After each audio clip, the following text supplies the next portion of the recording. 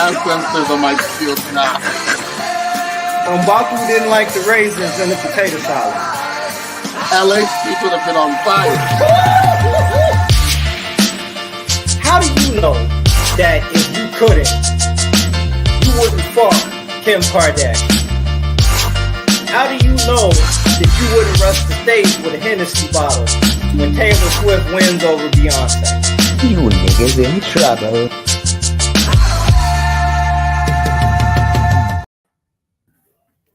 All right, we back. We in here. What's good, brother? What's good? What's good with you? Man, just chilling, bro. You know what I'm saying? Just chilling, man. It is already July, and I don't like it. Why is that? Bro, I feel like Memorial Day was just like last week, dog. Like, I know, straight up, man. No, I know. Time moves fast. It felt like June just started a week ago, bro. And we're then the second day of July. 4th of July is in 2 days. I don't like it. Yeah. Don't like it. Do not like it, bro. Like before you know, I mean, winter is coming, man. Right. I don't like it, bro. I don't like it, man. But we here. It's been a while. I think last time y'all went live was what, about 3 weeks ago, something like that. Mm-hmm. Okay. So no, about a month, because it was the last week of May. No, y'all went live for Spider-Verse. So yeah, it was about a month ago. Oh yeah. About a month ago. Okay. I mean, bro, shit is moving too fast, man. But listen, right from the top, midway through summer, as far as the blockbuster joints that were on your schedule for the summer, I think you missed all but one of them, correct? Yeah, Spider-Man, Indiana Jones. Yeah. I didn't go see Transformers. Okay, so I just said nah. I changed my mind at the last minute and said fuck that shit.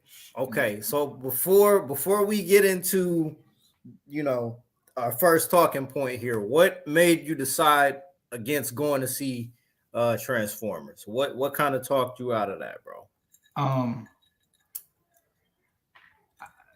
Something that you said, I don't know if I want to be going through this shit. We already did this. And then to find out that the Maximals weren't going to be in the movie for that long, that was immediate. Like, okay, there's no reason for me. They're the ones that turn into animals. Right. Was it a sport? Like, how'd you find out they weren't in the movie for too long?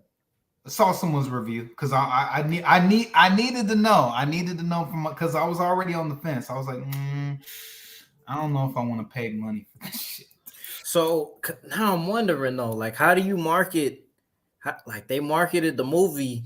So what was the purpose behind having them in the movie? Is what I'm kind of wondering now. If they weren't gonna be in the entire movie, to get butts like mine in the seats. And the idea that's around the time that they came out too. Beast Wars came out in 96, I think, and this takes place 95. So that fits with the nostalgia and the fact that we're doing this. That fits its time frame as well as what they were going for. I was just like, nah, I'm good. I got to see Optimus be cool and all that stuff before. Maybe if they do a solo Beast movie, like an origin story, maybe I'll go see that. But other than that, I'm good. Because in my view, as far as where we are up to this point during this summer, I mean, whether good or bad, The Flash got headlines. There were headlines around that movie. Spider-Verse had not the headlines they wanted. Well, yeah, I mean, that's true. They still got headlines. Mm-hmm. The Transformers movie has been out for about 2 weeks now, and I've heard nothing about it. There's been no headlines about it. I think it did okay or like close to a bomb. Well, I mean, even then, it's like I haven't heard anything about it at all. Like, so it's kind of, I guess to that end, it's a little bit concerning. It's a little bit concerning to me for an IP last decade, even though those movies were relatively bad, Mhm. Like that was a box office juggernaut. There were Oh yes, yes, most that definitely. was, I mean, probably the worst one out of the bunch was the first joint with Mark Wahlberg was probably the worst one out of the bunch. And that was 4. that was the highest grossing movie of 2014. I'm still mad that I didn't walk out of that shit. I'm mad I didn't do it either. But it just kind of goes to show, like a decade later, that franchise is kind of circling the drain. But it made me think about something here. It made me think about something. Like that's an 80s landmark. So 10 years ago, the people who were in their 80s, or my bad, who were born in the 80s, excuse me, Mhm. they're towards their mid to late 30s now, 10 years later. So that market that they were appealing to then isn't necessarily in theaters 10 years later. They're not really going to movies. And if they are, they're not going to the movies to see IPs that they grew up with. So the market share for a Transformers live action studio production movie is a lot smaller than it was 10 years ago. So it just kind of makes you wonder, like, if Paramount Studios or Viacom or whoever's in charge over there is going to continue to try to do something with Transformers as an IP, they're going to really have to figure some shit out here. Well, spoiler alert. I hear at the end of the movie, they basically make the main character from the human guy. He's gonna be joining the GI Joes. So yeah, I know. Well, it I was mean logical. that'll maybe it'll work. I mean, to be fair, that was the most logical step. The most logical step for Hasbro, Paramount, the most logical step for them would be to try to do a Hasbro extended universe. So what it makes me wonder then is, now that we've gotten past sort of the Michael Bay era of Transformers movies, we did Bumblebee, we've done Rise of the Beast or Beast Machines, and now it's the crossover. So does that mean, are we effectively ending live action Transformers solo movies now? Is there no more juice left in the tank if this is the segue between trying to do crossovers between two big time IPs? That's what I'm wondering here. Probably not. Probably not. Unless they, I heard they're talking about doing a Beast War, but after that, I don't see no. I see crossovers as well. It's not a good sign to me. It's not a good sign. So, all right, now let's get to this here, bro, because I missed the Spider-Verse live. I went to see it after I got back from vacation. I can't say anything that y'all haven't already said about that movie. I just want to ask, how did you feel about it overall? I thought it was great. No complaints. No, I have no complaints about that movie at all. On the same page. I was pleased to have been able to go see it in theaters to get that experience, because it wouldn't have been the same watching that at home. I mean, it wouldn't have even been close. We can get into the superhero movie conversation at a later date, but what I'm going to say is that we are in the middle of something that could legitimately be all-time great. That's special. Like, this could be our Back to the Future. Spider-Verse could be our Back to the Future, bro, for this generation. Like, I'm not even considering where it falls in line with superhero movies anymore. I'm looking at like where this falls in line with some of the movies that I feel are perfect. And it's Spider-Verse 2 is as close to perfect as you can get. But we can talk about that at the end of the year. Okay. Let's get to The Flash, bro. The floor is yours. Did you see The Flash? I did not. Okay. How do I want to start this? Discount Back to the Future. with some good cameo. I give it a 5.5. With the cameos at the end, I give it an 8 because that was more of the icing on the top. The cameos at the end. It's just Back to the Future. It's really just Back to the Future, duct taped to Flashpoint with a whole bunch of other. It was a train wreck that had too many things going on. Ezra Miller, people say he was acting pretty good, but to me, it seemed like he was acting like himself, like his crazy ass real counterpart who was playing Barry Allen. Except for the scenes with his mother. The scenes with his mother, I could see that he was really, really into it, and he was really, really getting his Oscar performance on. Michael Keaton was great. It was He's always great. Right. It was good seeing him again. I don't really have any. Everyone has said everything they have to say about it. unless I'm gonna like go into spoilers about the cameos, that was what I liked. No, go ahead. I'm probably never gonna watch the movie anyway, so it felt like they were aiming to make this a Crisis on Infinite Earths because towards the end they have they start showing bubbles of other universes, and they look like like a movie reel where you can see scene by scene by scene. Mm-hmm. It was like a ball circular, and they were clashing into each other. They were going all the way back to like the 30s Superman TV show, and they were showing what's his name, the OG Flash, Jay Garrett. Jay Garrett. They showed him running backwards, and they were showing Adam West, Batman. They even showed Nicolas Cage, the one that never came out that we were talking about. They showed him for a second. That was more of the best part about it, realistically, man. Okay. Everything else was okay. But no Grant Gustin, right? No CW, none of that. Right? No. Oh. There was a middle. Yeah, there was a good middle finger.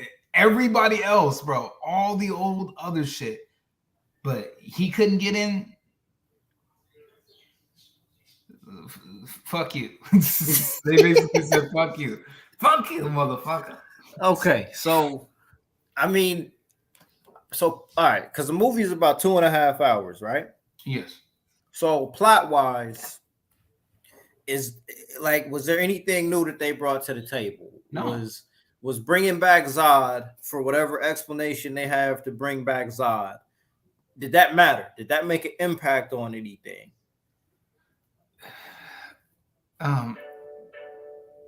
No, not really. Okay. The best lesson he learns is the story is more about you can't change everything and you can't get what you want.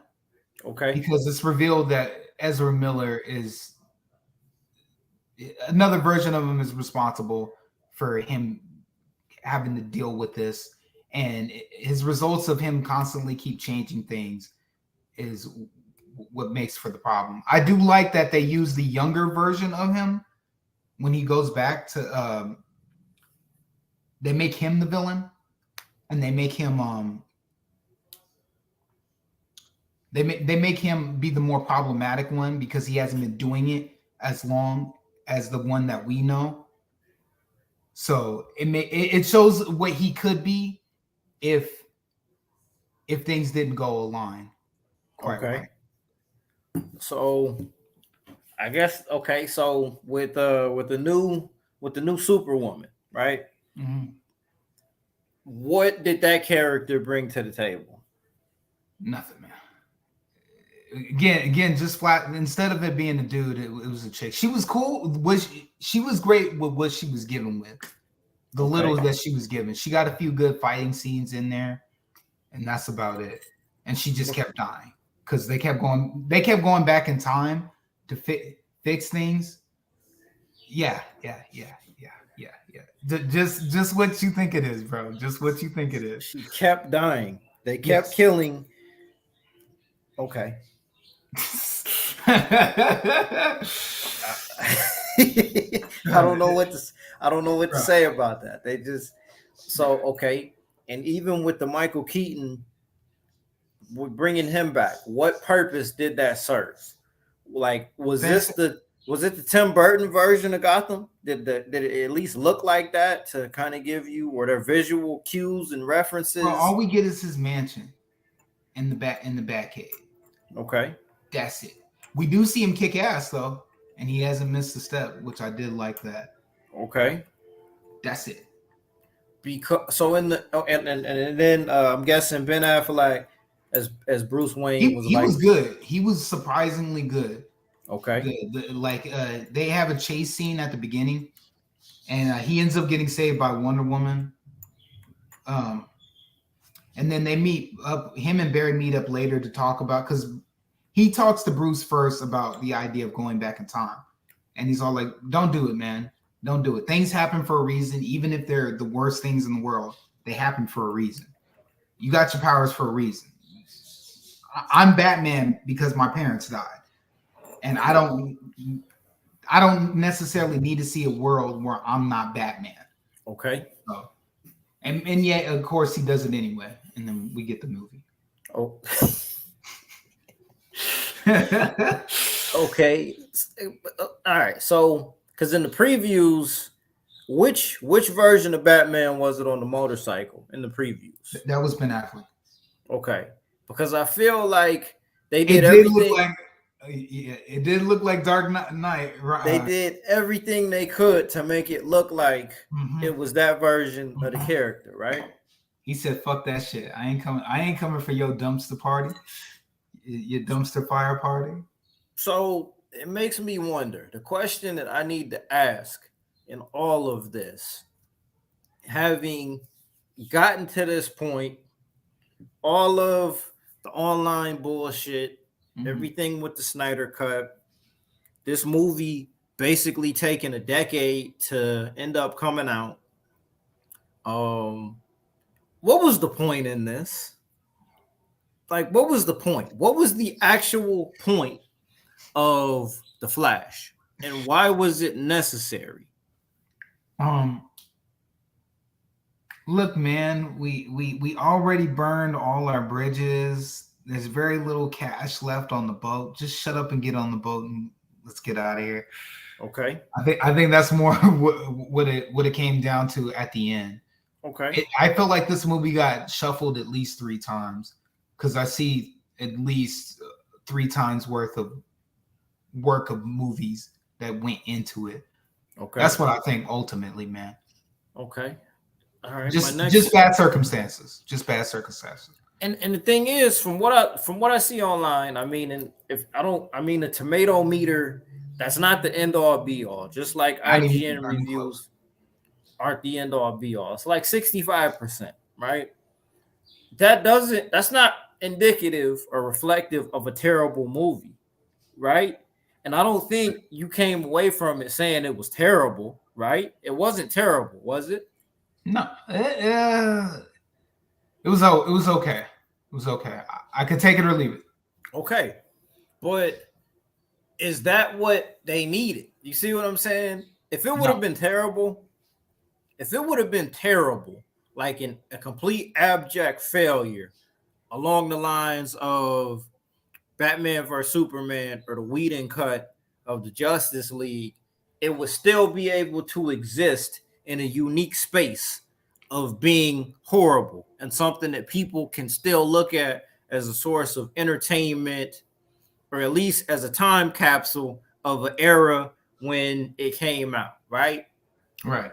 A middle of the road, lukewarm, overly long, drawn out, kind of forgettable movie might as well have just not happened, right? If it doesn't make any kind of impact one way or the other way, you kind of got to start asking questions as to why did we do this and why was it necessary? Because it doesn't serve any purpose, and you come away from it just thinking, wow, okay, that happened. I mean, I wish that I could have enjoyed this more, but I guess I'll just take it for what it was and be assured knowing that it's never going to happen again, right? Something like this makes me wonder this as well. Going forward with everything else that they're doing under that umbrella, how can we even look forward to seeing the character of the Flash ever again? I feel like that character might be dead now with the TV show ending and the movie going the way that it went. Nobody's gonna want to see the Flash for a very, very long time. Do you think we might have a Green Lantern situation again? Yes. Yes. I don't think anyone's gonna want to see the Flash for a very long time after this here. Like, that's my take on that. What do you think? I don't think you're entirely wrong, but I'm gonna wait and see with James Gunn. I'm gonna let him cook. I know he's under a lot of pressure and to cook, but he's got to cook something really good. And without kind of belaboring it and talking about this too much, I mean, it's crazy, man. Like, Stephen King said this was the best superhero movie he'd ever seen, bro. Like, he got paid. He definitely got paid. Well, you want me to send a tweet out? All right, slide me a couple of. Well, the thing it just kind of makes me. The other thing that it makes me think about here, bro, is like, now I got to think about hype. We got to consider hype. When we see hype and anticipation for something, now we got to be skeptical of it, right? I mean, we already have a certain degree of being skeptical about things, but when you see something like that, this movie was never going to be anything more than what it was, bro. I agree. It would have taken a monumental kind of effort for them to salvage whatever it was they started with almost 10 years ago and make it a product that was worth a damn now. There are so many examples that they could have followed to be like, this isn't going to work for us. Let's pull the plug and just leave it alone. So the next thing I'm wondering then, and this, we're done with the Flash, but how do you feel about hype and anticipation? Overrated as always. Okay. It's been like that for a hot while now. Like people just be, oh, this is the greatest thing ever. Be like, we'll see. Calm your britches down. Okay. So, I just think people use it. They weaponize it in a way sometimes, and sometimes it works, and sometimes it backfires. Mm-hmm. You know, it's just the idea of thinking that something's going to be bigger when it's not, or you know. I think the priority should always be make it good first. Make it good first. Justify why people are spending their money on it before we get into the hyperbole machine and putting things behind it here, right? And I don't know. There's too many examples. Say what? Go ahead. This is a good time to, because this kind of works with what you're saying. Indiana Jones. It wasn't as bad as people said it was. Not even like remotely.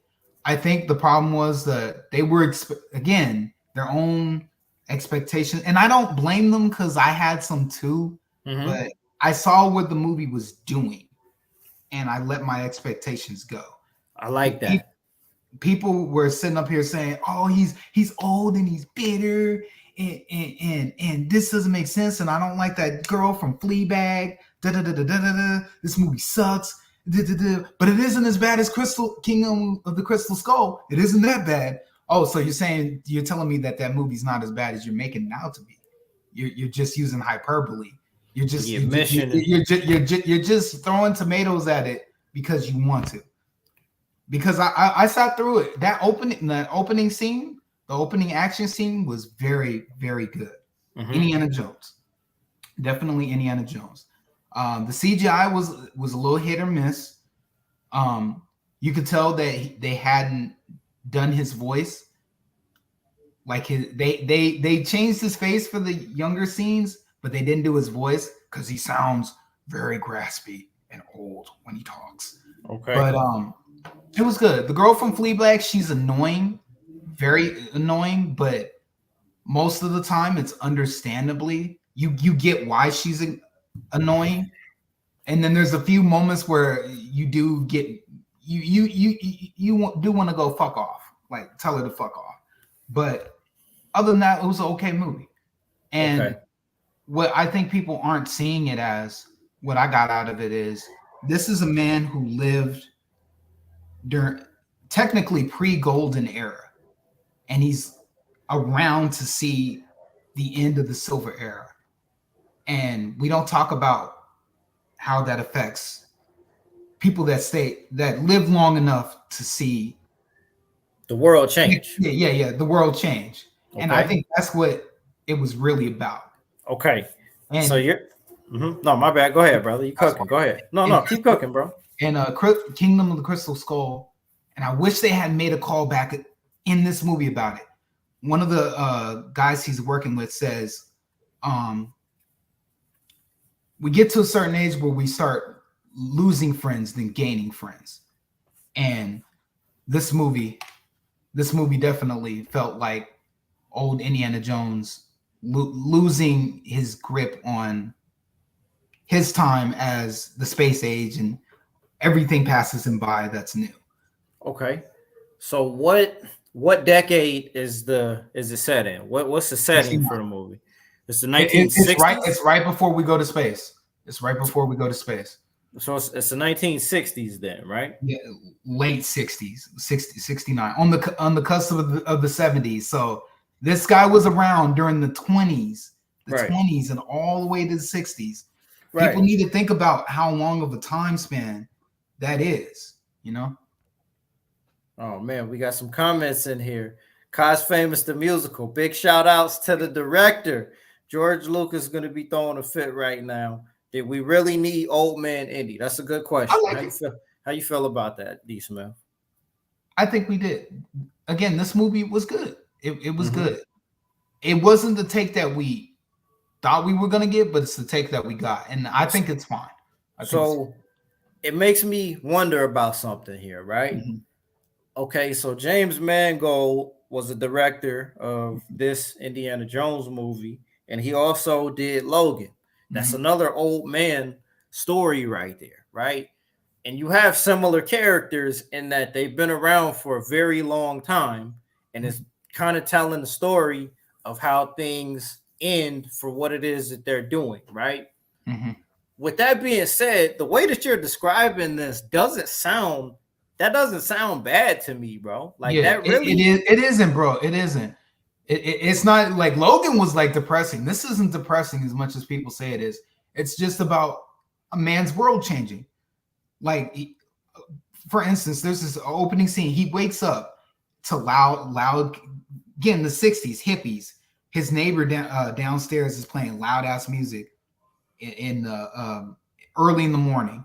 And he goes with a baseball bat, puts his t-shirt on, goes with a baseball bat, and goes knocking on the dude's doors. And they just look at him like, okay, old man. And then they slam the door on him. He goes to work. Nobody's interested in archaeology in his class.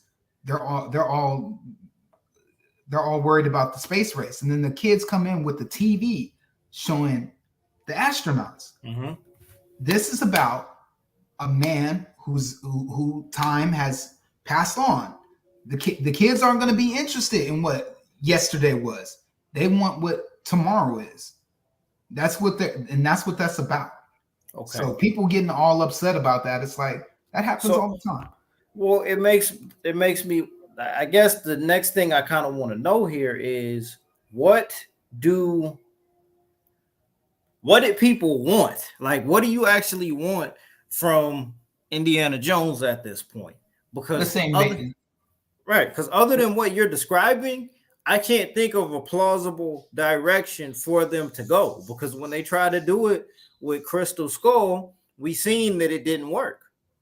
Well, I think they should have did a reboot. Being honest, man, start fresh. Got a whole new respect for anyone stepping behind the camera to make art come to life. This shit is no joke. Hey, respect to the director, man. Big respect to the director. Cos Famous the musical is a real thing here. You know what I'm saying? A real thing, a real YouTube channel, a real Instagram page, a vision that my brother Dion Donovan is really putting in that work to make come to life, man. Real shit right there.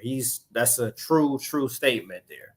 But okay, so you said you would have preferred for them to try to reboot it, right? Yes. If you wanted to stay the same, again, I think they should go with the James Bond approach.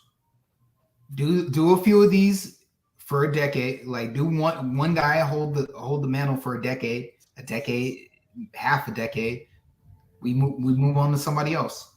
I mean that's debatable. It is debatable, and I could see where it would have merit on both ends there. I can't argue it too hard one way or the other way. It's just unfortunate because I feel like the timing was never going to be right for this movie here. And again, this goes back to what I said before. In the 1980s, there's a generation of people who grew up with Indiana Jones being a landmark of cinema. And now, upwards of 40 years later, that audience, that market share of the movie-going audience has dwindled to the point where how do you quantify this being a success and who is it really appealing to? I can't talk any of my brother's 4 kids into going to see Indiana Jones. It's not going to happen. What's a dirty old man complain for a few hours? It's not going to happen. You know what I'm saying? It's not going to happen. And I'm young, and me and you were younger than the generation that came up on Indiana Jones. Exactly. You know? So that was an uphill battle either way. But if the product that they made actually came out as a salvageable, good to very good film, mission accomplished. Because at the end of the day, you got to make it good before you make money. That's how I look at it. Make it good first. And overall, you're saying this was a pretty good movie. It's a pretty good movie. I can respect you that. need to go under the expectations. You're not going to get exactly what you want. So I can respect that. I definitely can respect that. So the other thing that I kind of wanted to get into here, it's been a while since we talked about this here. What's this thing about GTA 6, man? What's going on there, man? I still don't know, man. I still don't know. All I know is they're doing GTA Plus now. Oh, you don't know? No. The Rockstar's getting in the subscription game, my brother. Okay. Where you pay us this fee every month, and you get access to new cars that we took off of there and put behind a paywall, and a whole bunch of other quote unquote goodies. And they're planning on this for GTA 6, or is this still going on GTA Online? Both, my man. Right, we need that dollar, man. We need the money. So wait a minute, bro. Wait a minute. So what you're telling me right now is that for a game that came out a decade ago, decade plus now, brother. Decade plus. When did GTA 5 come out? That was 2013, right? Yeah. All right. Well, yeah, I mean, I don't know if it was 2013, 2012. I don't remember. I think it was 2013. It was 13. It was 13. So what you're saying is that for a game that came out a decade ago, they're still eating off of years later. Probably the most successful video game ever. They're still made $1 billion in 3 days, man. $1 billion in 3 days. They're still wish they can make $1 billion in 3 days. Listen, people wish they could make $1 billion in 100 years, bro. Like, I know. Real shit, bro. So like, what you're saying is that for a game that already released, that they've done numerous victory laps on, that came out across 3 platform generations, now they're putting shit behind a paywall on the same game? Yes. And so-called added features that you can play monthly for and exclusive meetups. And for the new game that isn't that still doesn't have a release date, that most likely won't be coming out for another 3 years or so. I've heard, quote unquote, they're reaching for the end of next year. Nah, I don't see it, bro. I don't see it. I agree. I agree with you, but I'm just gonna go off of that for right now until it changes. I know. Me and you both know this. They changed that shit really quickly. But I mean, when that leak dropped, that leak was like almost 2 years now. listen, somebody died. And that stuff looked really good. That stuff looked pretty polished and pretty damn clean already. So that's the thing that's making me think like maybe, just maybe, it could come out next year. Supposedly at the end of this year, we're supposed to be getting a tease. Okay, so let's see. It's July now. I say October we'll get it. October, November we'll get a tease. Well, I mean, they do the video game awards in December. Oh yeah. But I mean, I don't see Rockstar really giving them that kind of light. I would be very surprised. I mean, for me, it goes back to Red Dead 2. I remember Red Dead Redemption 2 had a spring 2017 release date with no game trailer. And then when spring of 2017 hit, it was like, oh yeah, no, this is going to be coming out fourth quarter of 2018 with no trailer. So I don't, and I could be wrong. I'm not an industry insider. I don't follow video game journalism that much, but I don't see a scenario where Grand Theft Auto 6 comes out within one calendar year, bro. I don't see it. 2025 at the earliest. Okay. At the earliest. They might give us a trailer. We might get a 30-second clip. Right. Cinematic music playing. Someone say some dumbass shit that's supposed to be deep. Yeah, 30-second clip, and then coming soon 2025. But I mean, bro, I gotta keep it all the way a buck here, man. I'm fucking done, man. I'm done. I'm hoping that it's ass, so I don't have to give them my money. Well, I mean, they're gonna get your money either way. Even then, it's like now, it's like I don't have all I have is my Steam Deck, right? So I have to wait for because that thing was probably gonna fire up my Steam Deck it'll blow up. It'll blow up. It'll just say error twice before it explodes. That's how that works. I'll have to wait like that long anyway to play it. So in my mind, I'm like, I'm probably out. But I'm hoping that it sucks ass. I really do. So I don't even get tempted. I mean, listen, bro. I said this back in 2021, and I mean, I gotta get my shit off here, man. I gotta get my shit off here. To me, I feel that just as an industry, as a form of entertainment, as a culture, the gaming bubble has no identity to me now. I don't know what the identity of the gaming industry is now. Is it about entertainment? No. Is it about fun? No. Is it about... I think it's a casino, man.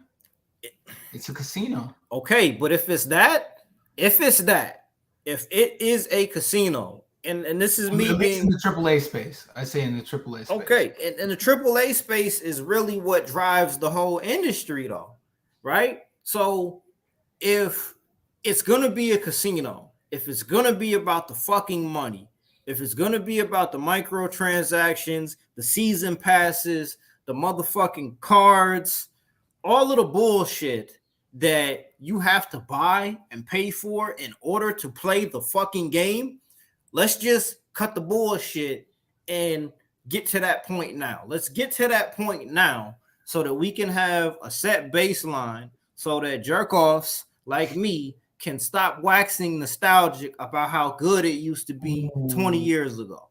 Tell me it's a fucking casino right now. Tell me that so I can just give up hope. You know what I'm saying? Just tell me that so I can give up hope. Brother, come to the indie side. Listen, I don't. Indie side. I mean, hey, all of that is hey, and that might be plausible because there's some good shit out here. There's some good shit out here. Hey, and I don't doubt it. I don't doubt it. And the part of it that I feel we are most responsible for, D. Smith, with people who are in our age group, is that we got caught up in chasing the new shiny toy that we knew was right around the corner. We weren't content with having a PlayStation. with a big ass game library for all ages. We weren't content with the Nintendo 64 with 4 video game ports with a great library of games. We weren't content, man. Party games, great party games, great party games, right? We weren't content with the Sega Dreamcast trying to tell us, with Sega trying to tell us that it's about the fucking games, bro. We weren't content with that. We didn't see that when the Sega Dreamcast was doing their commercials, they were telling you this is a world that we're building for you because we care about you as a gamer, right? With the PlayStation 2, when that dropped, that changed the fucking world, right? But for us, we got so caught up in, oh, well, the graphics on this look so good. You know what? I don't even want to play what I have here anymore, right? Mom, please. To the point where people were sitting up here buying scalper PS5s that had almost no games for it. Facts, right? I mean, bro, like, y'all niggas think that the PS5 was a wave. When the PS2 came out, bro, like, that was different. That changed culture forever right there, right? But when I say we're partially responsible for this, is we're the ones that decided it was okay for GameStop to give us cents on the fucking dollar for an entire gaming catalog that built our childhoods, bro. That is worth hundreds, maybe close to thousands of dollars. We did that. We were the ones who accepted this we accepted that. We said it was okay 20 years ago, right? When we was taking our Nintendo 64s, our Sega Dreamcast, our Super Nintendos, our PS1s, when we were taking these consoles into GameStop and they were happy to give us $70 towards a $400 purchase, we said thank you. We were happy about it. Good PS2, working PS2 is $200 to $300 right now. And we did. And we accepted it for $50. I gave away my PS2 for $50. $50. How you feel about that, bro? I know how I feel about that. I feel like a fucking banana head. How you feel about that? Just as bad as you do, bro. Just as bad as you do. Like, so on one end of it, I can't stand what the gaming industry is, bro. I can't fucking stand it, man.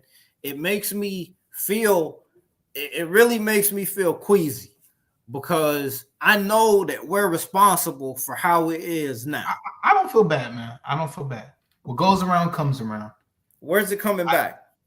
No, I feel like at some point, enough of us are going to wise up to the point where we all just drop it and leave it. And some gaming companies are going to have to burn for a while. A lot of them. A couple of them are going to have to die. A few are going to get really burned really, really badly. But that's what's going to have to happen. That's what's going to have to happen. Or more people go to the indie scene to the point where they'll see what they have and will start adopting it, or somebody will figure out this is what is selling. This is what they want. Let's copy that. Or they'll just buy out the studios, because that's another thing I just think will keep happening. It'll just become a blob that just keeps eating and eating and eating. But there's more money. There's more money in that industry now than there ever has been. Yeah. Mm-hmm. And it makes me wonder, like, what is if it's just gonna be a casino, then whatever the fuck, whatever, man. Because I mean, I hate to just keep harping on this, but it's our fault that it got to this point because we were the ones who told these developers as well as the companies responsible for the consoles that we don't value. We look at this as disposable. We don't look at this as a form of entertainment that's going to stay with us forever. We're always going to be looking for the next thing. So if you tell me that the next thing is going to cost more than the last thing, that instantly means that I should value what I already have less than what is coming around the corner. That's not how it works. And it's clear that that's not how it works, because there's an entire fucking market of retro gaming and restoring consoles and remaking games that already came out on lower carrying hardware.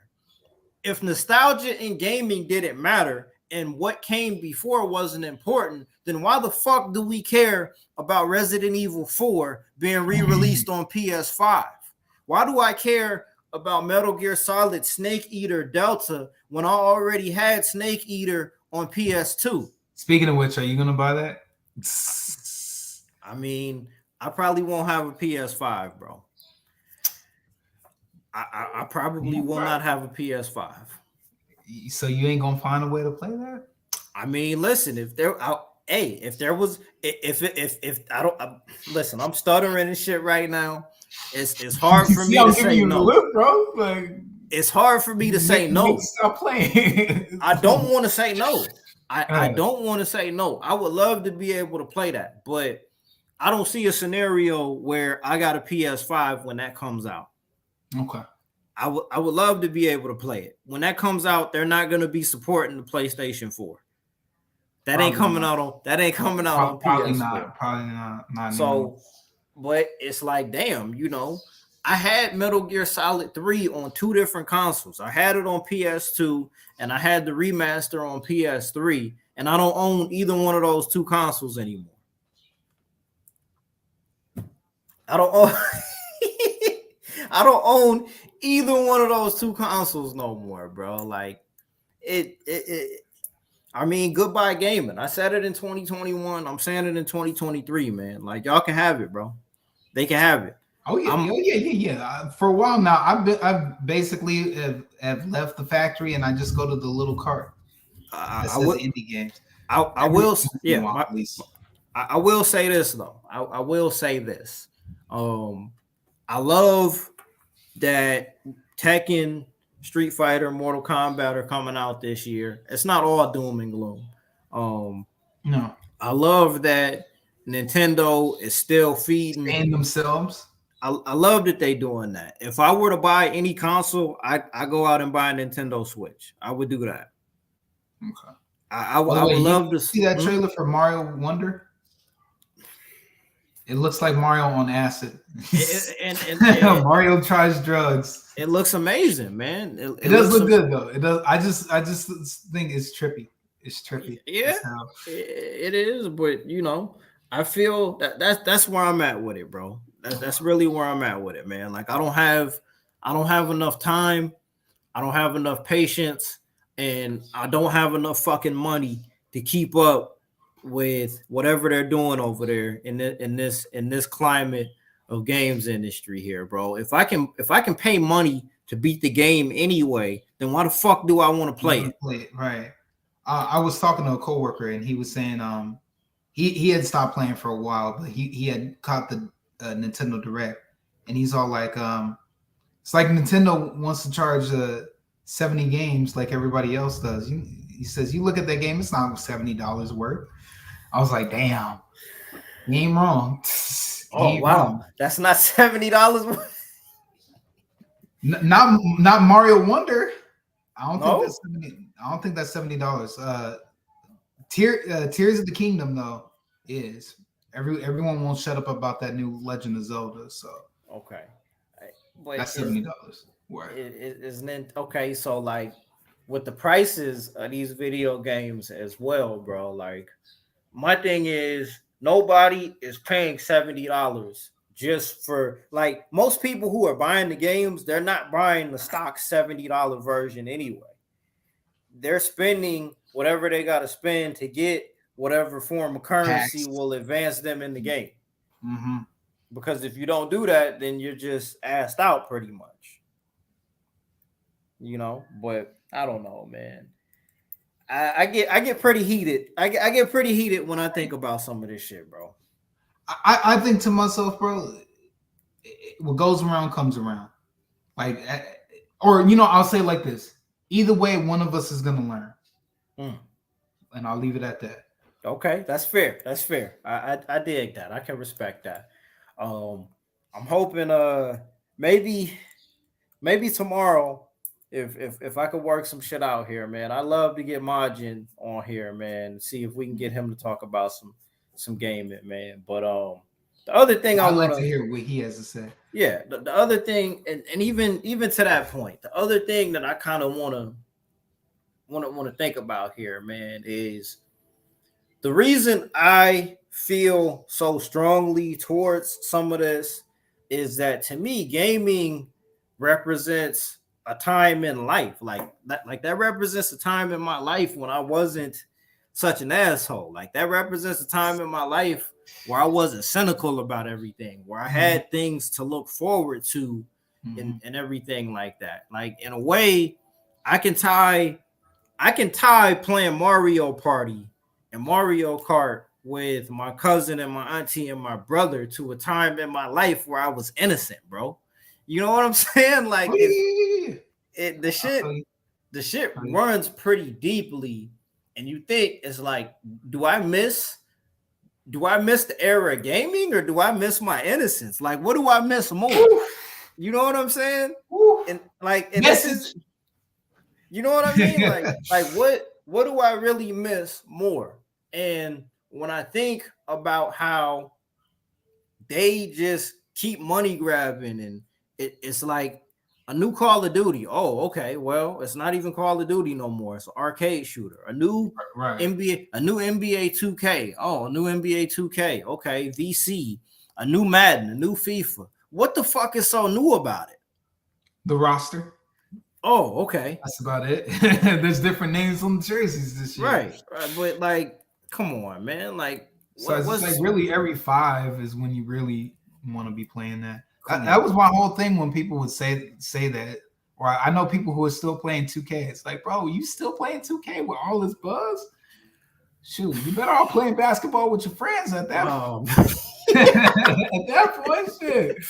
With all these damn buzz. No, that's a fact, bro. Like when Madden was like peak, when Madden was at its peak, bro, like that's when it was a monster. You know what I'm saying? Like Madden from like 2004 up to like 2008 is really when it was banging, bro. That shit was banging. You know, that shit was fucking banging, man. I don't know, bro, but I don't want to get off on too many gaming tangents. I feel you, bro. That's why I don't play as much. Yeah, that's why I don't play as much. I did find something cool though, but I'll tell you about that later. Okay. Other than that, man, I mean, Secret Invasion. Have you watched it? Oh fuck, I haven't yet. I was last night, but other stuff happened. So I'll probably catch it tonight, at least the first episode. I heard okay things. Do you even want to watch it though? Yeah. I could say that straight lie. No. Do you even want to watch it? Only for Samuel L. Jackson. Everything else is like, because at my point, I'm getting to the point where I don't care about the MCU as much anymore. Unless you're gonna give me some a new slate of characters I care about. All I care about now is Secret War, and hoping that it's just as big as Endgame. If it's not, I'm not gonna cry. Well, yeah, and you got to put that on the calendar for a couple years from now. Right. That's damn near a decade out now. I want to watch it. I do want to watch it, but then it's like there's already other shows that I haven't even finished watching yet. Mm-hmm. I still got to finish watching Andor. And I liked Andor. Andor is really good. But it's like, damn, that came out late 2022, and I still ain't finished watching that shit yet, bro. And then restarted watching Game of Thrones. So it's like, why?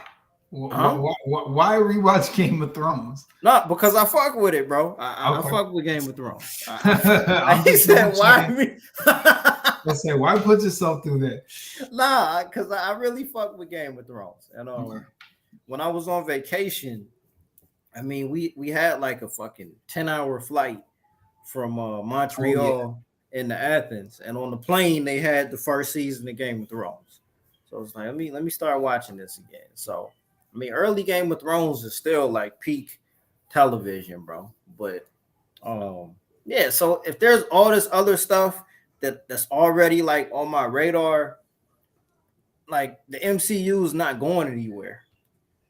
If I really need to catch up on something leading into the next event, I could either watch it or I could read about it.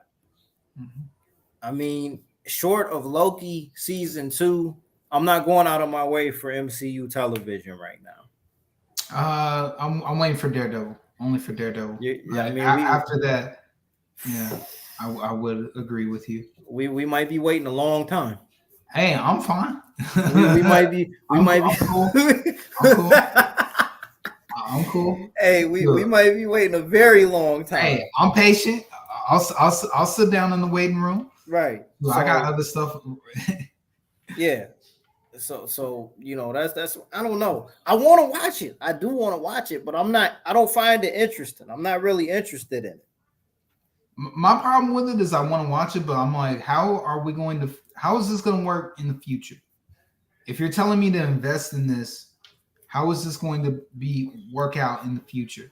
And it better work out really damn good for me to be wasting my time. Because as of right now, the MCU is starting to crack hard. And we kind of touched on that. That's why I'm leaving it at that. It's starting to crack hard. So I don't see no reason for me to be caring anymore about certain stuff. And even then, I'll go watch somebody's video that's probably anywhere from 5 to 10 minutes long. Yep. Explaining all I need to know. Yep. Or I'll look up the clips. Save me time. So I'll make a quick reference here. This is what I'm gonna this is my frame of reference for Marvel television right now, right? And I'm gonna use a wrestling analogy here, okay? Okay. So I remember like peak Attitude Era WWF. We had Monday Night Raw, and Sunday Night Heat, which didn't really matter all that much. But on Monday Night Raw, from week to week, that was the one show that you got that told every story for WWF leading into their pay-per-views, right? So the story, you got 2 hours once a week to tell stories that are planned over the course of months into the year, into the next year, right? And then we get a show on Thursday night called SmackDown, right? The very first episode of SmackDown, The Rock was champion and he wrestled Triple H for the title on the very first episode, and that was a cliffhanger, okay? The expectation that I had for SmackDown every week was that I was going to see The Rock or Triple H defending the championship in the main event every single week, right? And then guess what? In a year's time, the main Guys, it's nothing but a bunch of filler. I gotta already see young Uncle Jack. What the fuck is this bullshit? Right in front of the TV. In a year's time, the main event on SmackDown were tag team matches, mid-card title matches. Sometimes motherfuckers wasn't even in the ring wrestling in the main event on SmackDown, right? With MCU television, I'm getting similar feelings here. The initial rollout for Marvel television on Disney Plus, WandaVision was a direct follow-up from the biggest event they ever did, Endgame, right? Falcon and Winter Soldier was a direct follow-up. The last time you saw Falcon, he got the shield from Captain America, and that carried right over into the TV show. The last time you saw Loki, he was in Endgame establishing that he wasn't dead, going into a portal to start his new adventure. And his new adventure started right after that. The traces of the biggest event or the follow-up to the biggest event they ever did showed up in that initial rollout for what they were doing on Disney Plus with those TV shows. And 2 years later, we're getting to the point now where what they're putting out is furthering itself away from being a follow-up to that big event. And that's a problem. To me, I'm finding a problem with that because I don't feel that any of it is interesting. If the general perception was that people didn't enjoy Captain Marvel and don't like that character, Miss Marvel is already up against it by being a lead in to the next Captain Marvel movie. She-Hulk isn't really leading into anything. That was a show that they made because they could. Even if it was a decent TV show, nobody cared about that. It doesn't. What is that leading into? We're gonna get a cameo. She's gonna show up in the next Captain America movie, and then what? For 5 minutes. And then Just what? To say, hey, everybody, look, I'm still here. Hey, right. guys. Oh, so for what? Like, what was the purpose? You did it because you could. If with Secret Invasion, I feel that the timing on that is all the way off, bro. Like, they could have did Secret Invasion should have been right after Falcon and Winter Soldier. If we really trying to like lead up to events and stuff like that, it should have been right after Falcon and Winter Soldier, bro. But that's how I feel about MCU television right now. If I miss Monday night, if I miss SmackDown on 1 week, I'll just watch it the next week. You know what I'm saying? I'll just watch it the next week. I done already seen The Rock and Triple H wrestle 5 times before, and they're going to wrestle again. So if I don't see SmackDown this week, whatever, I'll watch it next week, or I just won't watch it. Yep. Hey, that's where I'm at too. That's where I'm at too. You know, but other than that, bro, what else is going on out here, man? What you done picked up on them shelves, man? Just finishing up. Well, I don't know if it's done. I think it's done for now because Mark Miller's about to have an event. So I've been reading Ambassadors. I've loved that. Black Panther was good. What else have I been reading? There's one other one. I read the first issue of Steel Works, which they're basically making him like Tony Stark. It looks all right, but these books, same thing with Milestone. These books need to be consistent. Oh man, Milestone. I might be with you guys. I might be getting ready to jump off the boat. I feel like I don't know, man. But that short story one they put out where they had like introduced a whole bunch of writers, a few of them were really good in there, and a few of them were like, "Dang, that should be an issue." And then there was ones that was just like, "What's next? What's next?" Okay, so in mainline comics this year, bro, what's the signature event? Because even like the Black X-Men thing, that kind of came and went. Is there anything this year that really stood out to where it was like, all right, man, this is what it is here? Ambassadors. Okay, I'm loving that. So what's the setup for Ambassadors? Ambassadors is about a woman who basically decides finds the secret to superpowers and decides to give it to other people who are living in less than say bad conditions, and giving them the chance to basically be superheroes. Okay. She made it with her husband. Her husband double crossed her, and she ended up in jail. He ended up selling the formula to world governments. Basically, they're basically a bunch of goons that look like Silicon Valley douchebags, which I didn't care too much about that, but I was like, yeah, that sounds about accurate. It's easy to make them the bad guys, right? Yeah. And then make them like really, really bad guys. The first issue is about her and her establishing her own like secret base in Antarctica and inviting people to a conference basically and saying, yeah, I'll give some of y'all superpowers. And then issues 2 through 5 are basically her recruiting each person from different countries.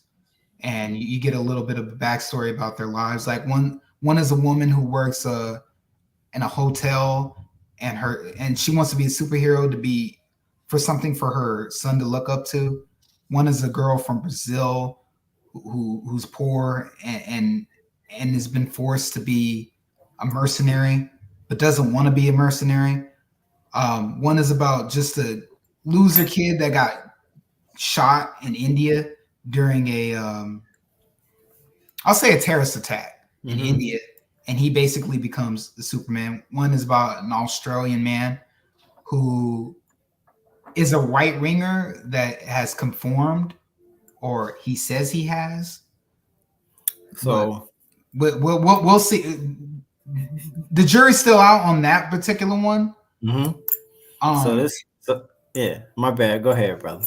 No, but it's basically about a bunch of people getting superpowers, and it's really, really good. That's why I hope this gets made into a TV show. Or that's what I was gonna say. He's been pumping, bro. Like he's been pumping these out way more consistently than any comic I've read.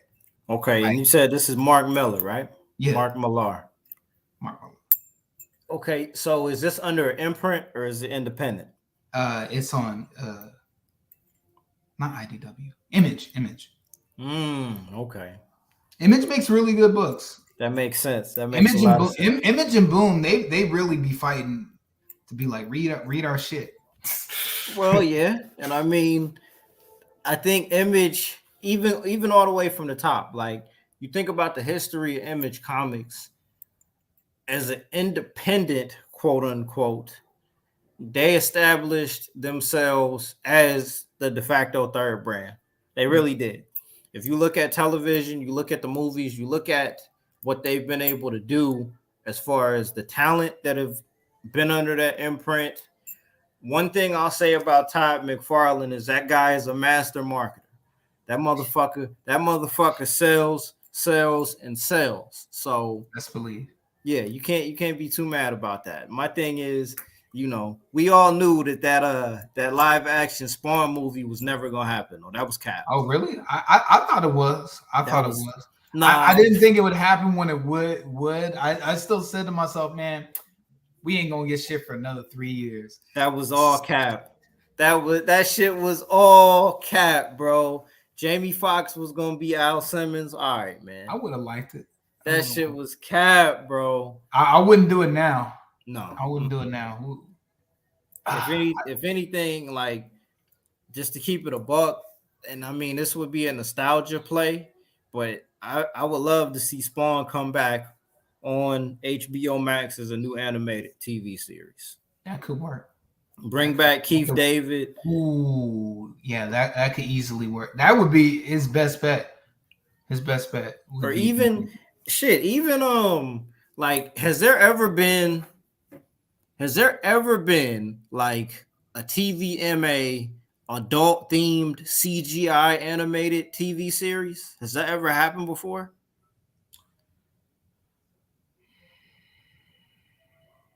No, not that. That's really good and not just bullshit ass like.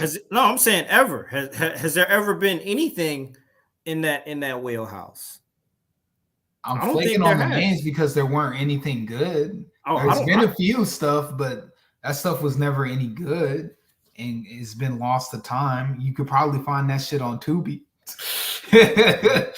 I mean, that would even be dope if you didn't want to do the nostalgia play with Spawn like being 2D animated, bro, like a CGI animated Spawn with Keith David. I like it if they did it like Spider-Verse. Some people hate the style. I like it. Bro. I be with that, man. I mean, because live action Spawn, nobody. Well, you know what? I take that back. I think some people would want to see that. If that could work, because I think horror movies, like the superhero genre, is the most popular and like probably the most bankable genre of movies and entertainment right now, right? But I think the horror genre is recession proof, bro. Yeah, I'm about to say they've been solid for a while, like a good while. They haven't had a downturn in a good while. If you could put stock in one genre and just run with it right now, horror would be easily, top. right? Easily. Like what really sealed it for me was in 20. Fuck, what was the name of that? Shit, I'll look that up while you talk. Okay. You talk. There was a trailer that played about Indiana Jones for a horror movie. Was it Five Nights? Five Nights at Freddy's? No, bro. No. It's about Dracula being stuck on a boat. Oh. You need to watch the episode of Do you still have Netflix? Yeah. You need to watch Live or Die Robot Bad Trip. Please just watch that episode. My sister told me about that show. Okay. That episode is what they're basically making that into a movie. It's about people being stuck on a boat with Dracula on sea. I like where this is going. It was like, shut up and take my money. Okay. So for me, what sealed it and what really told me that the horror movie genre is really where it's at. There were two movies that came out that kind of sealed it. I remember in 2021, like fall 2021, when we were kind of coming out of the pandemic a little bit. I remember I was watching a pay-per-view fight. I was watching Tyson Fury and Deontay Wilder 3, and they showed the preview for Halloween Kills. Halloween Kills. And I thought that shit was mid, bro, right? Peacock Universal Studios did the same day release on streaming and in theaters, and that movie still cleaned up at the box office, bro. Still cleaned up, even with a split release on Peacock, right? And then summer of last year, when Black Phone came out in July and cleaned up as a horror movie, that's when it was like, okay, like this is a genre that really can make money, bro. Like Scream 6 came out this year, had a full theater when I went to see it. Scream 5 did pretty good last year. So Five Nights at Freddy's, I think, is also like they doing the same thing this year. I think with Universal Studios, their thing now is going to be to try to release a horror movie every Halloween and do it in theaters and streaming on Peacock. The name of is called The Last Vessel of Dementor. Okay, all right. I will put it up in the Discord. That was like, woof, good. Yeah. Shoot me. Put that up in the Discord. But I mean, if a Spawn movie were to come out and like just be a legitimate horror / action movie, it could work, bro. I mean, almost lean like 80% horror, 20%. Right. That would be a perfect month right there. Well, yeah, I mean, because even with the would you consider The Walking Dead to be horror? Yeah, I feel like that's horror and suspense. Okay, with drama mixed in. Okay, because I think that it kind of bridges the gap a little bit. Like I watched the first episode of Dead City last week, and it was actually pretty good, bro. I mean, it's a tough sell. I agree with you, probably, but I'm like, probably. I need something else, bro. Like, hey, I get it. I get it. We've had this talk. I need somebody. I need someone new in these streets. These old heads have stuck around for too long, and I'm just like, oh man, your ketchup burger still tastes like ketchup. But if we already ran vampires down, and zombies are, the undead thing is still kind of lingering a little bit. In horror, everything goes. There's nothing that's off limits there, bro. Like true. There's nothing that's off limits with the horror genre. Paranormal Activity, I think, is about to do a reboot or whatever. Insidious. I like Paranormal Activity. Okay. There's a new Insidious movie that's coming out. I think that they're gonna do a crossover with Insidious and Sinister that I read online. I think they're gonna call it In Sinister. I mean, if I had time, I would get into a lot of horror movies if I had time. I don't know if that new Evil Dead movie was any good or not, but Everyone who saw it swore by it, from what I heard. So you might be on to something there, man. If I were to put stock in anything, I would put stock in the horror genre. There's always, and those movies don't have to be good. Yes, is what's funny about it. Yes, because we always take the good and the bad, and even if it's bad, nobody remembers, or few people remember it. And if you do, it's only because it was camp, or you just immediately write it off, like, oh, it's right. camp.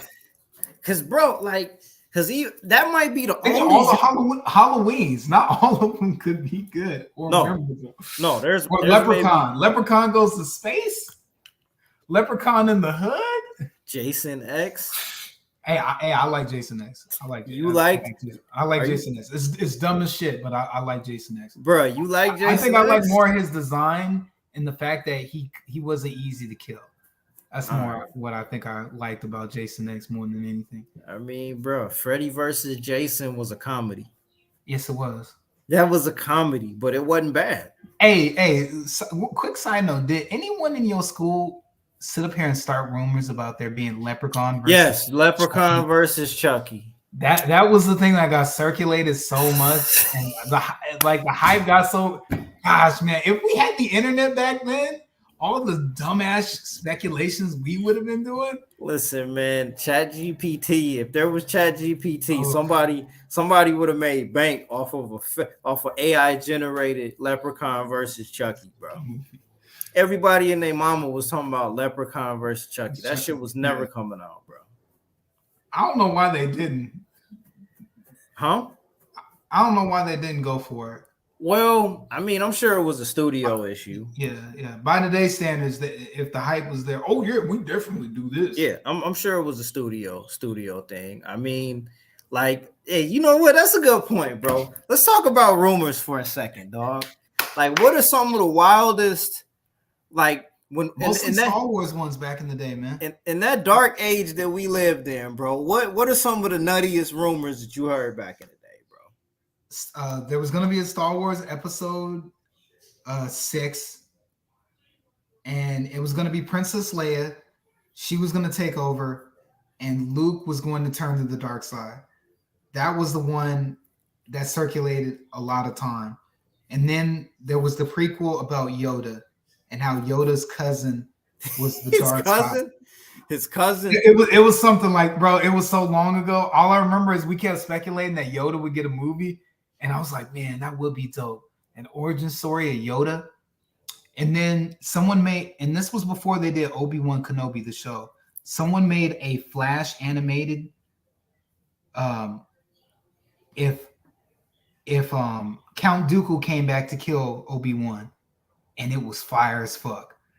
And I was all like, man, this is how they can bring Obi-Wan back before the movie, the prequels, before New Hope. Yeah. And this is how they could do it.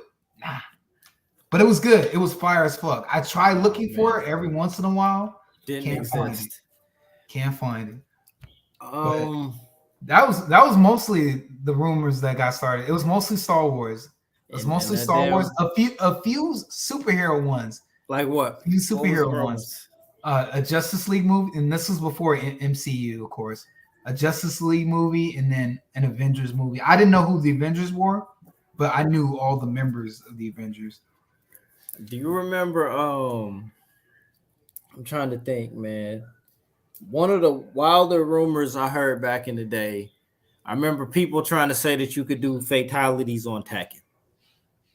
Oh, you know what? Someone started that, and I immediately blew that shit off. So I think that's what, because I'm all like, that does sound familiar, and I was like, fuck that shit. You can't do that. Like, you can do fatalities. Like fuck out of here. Oh, there were video game ones, but I don't remember them. Yeah, I don't remember too many. Yeah, that's so long ago. There was a lot of dumb stuff. Like if you do this and we'll do this, crazy man. Like, motherfuckers just used to be making up shit, bro. But yeah, hey, we had nothing else to do but tell right. Because and you know the worst, you would believe it because there was no and there was no way to debunk that bullshit, bro. Like there was no way to debunk none of that shit, man. Like a motherfucker that you went to school with could tell you anything, bro. They could tell you any damn thing. I remember now. someone tried to tell me, bro, and this was when it was just the PS2. Mm-hmm. Someone was like, bro, there's a picture of the PS5 on the internet. I saw it. I swear. I looked at that fool up and down and said, bro, we ain't even on PS3 yet. Man, Let's see. Talking about? Yo, okay.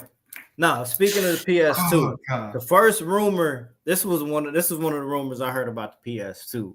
Because it was backwards compatible.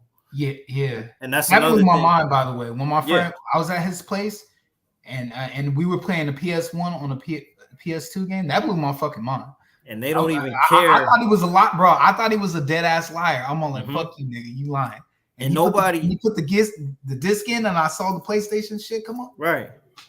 Is the Series S backwards compatible?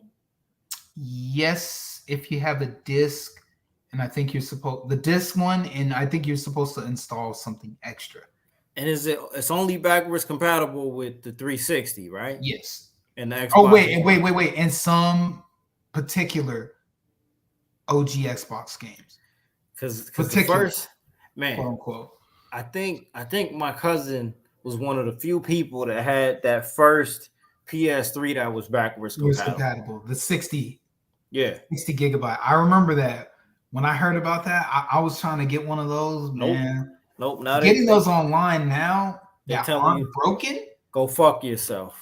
That's what they tell you. But one of the rumors I heard about the PS2 was that if you put this is the dumbest shit ever. If you put a PS1 game in a PlayStation 2, because it was backwards compatible, the graphics would upgrade and make the PS1 game look like a PS2 game. Bullshit. That's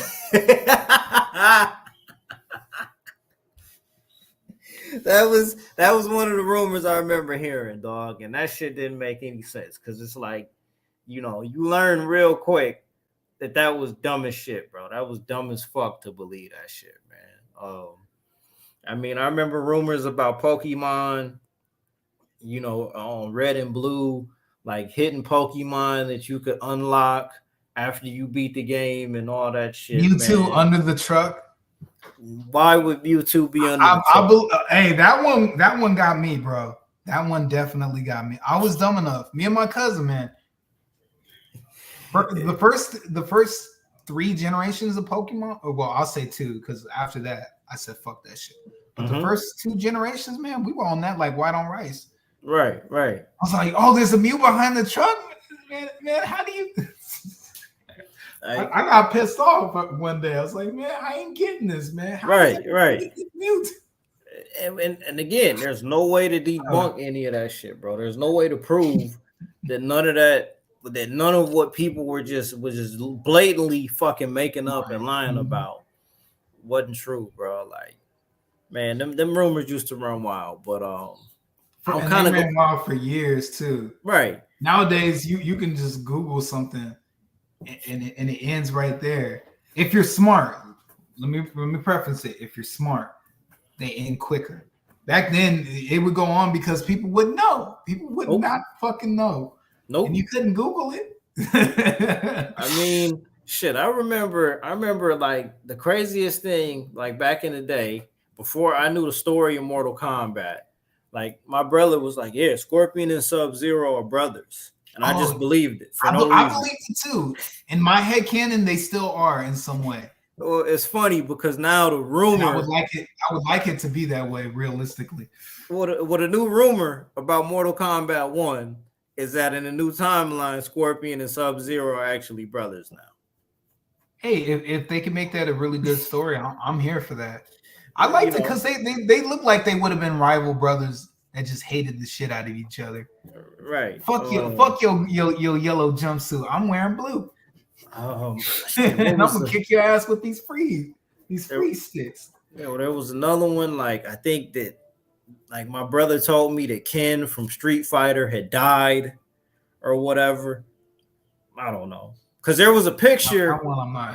there was like a picture in a gaming magazine I remember where like Ken was fighting some dude that was on fire or something like that, and he was like, "Yeah, Ken is dead. They killed Ken. He ain't coming back to Street Fighter." Oh, okay. Ken is dead. Jackie Chan says what?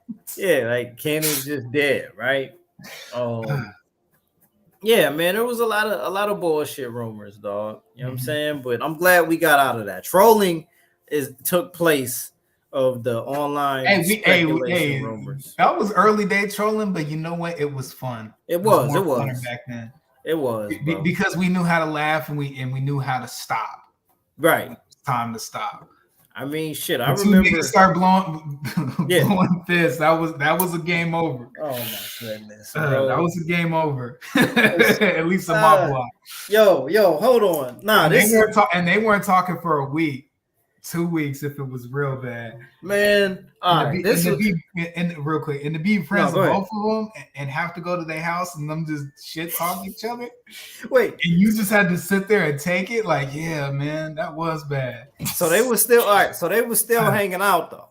No. For 2 weeks they wouldn't talk. They wouldn't over talk. What? I have to. It would just be like dumbass troll shit. Like you said, like something like Ken's dead. And someone will be like, "No, Ken's not dead," and then they'll sit up here and try to debate, right? Find evidence. But back then, we didn't have evidence. So what little shit you could use, you would just call bullshit on that. Well, yeah. See, the worst part of that is somebody was lying. Like one of you niggas is lying right now, and just don't want to give it up. Mm-hmm.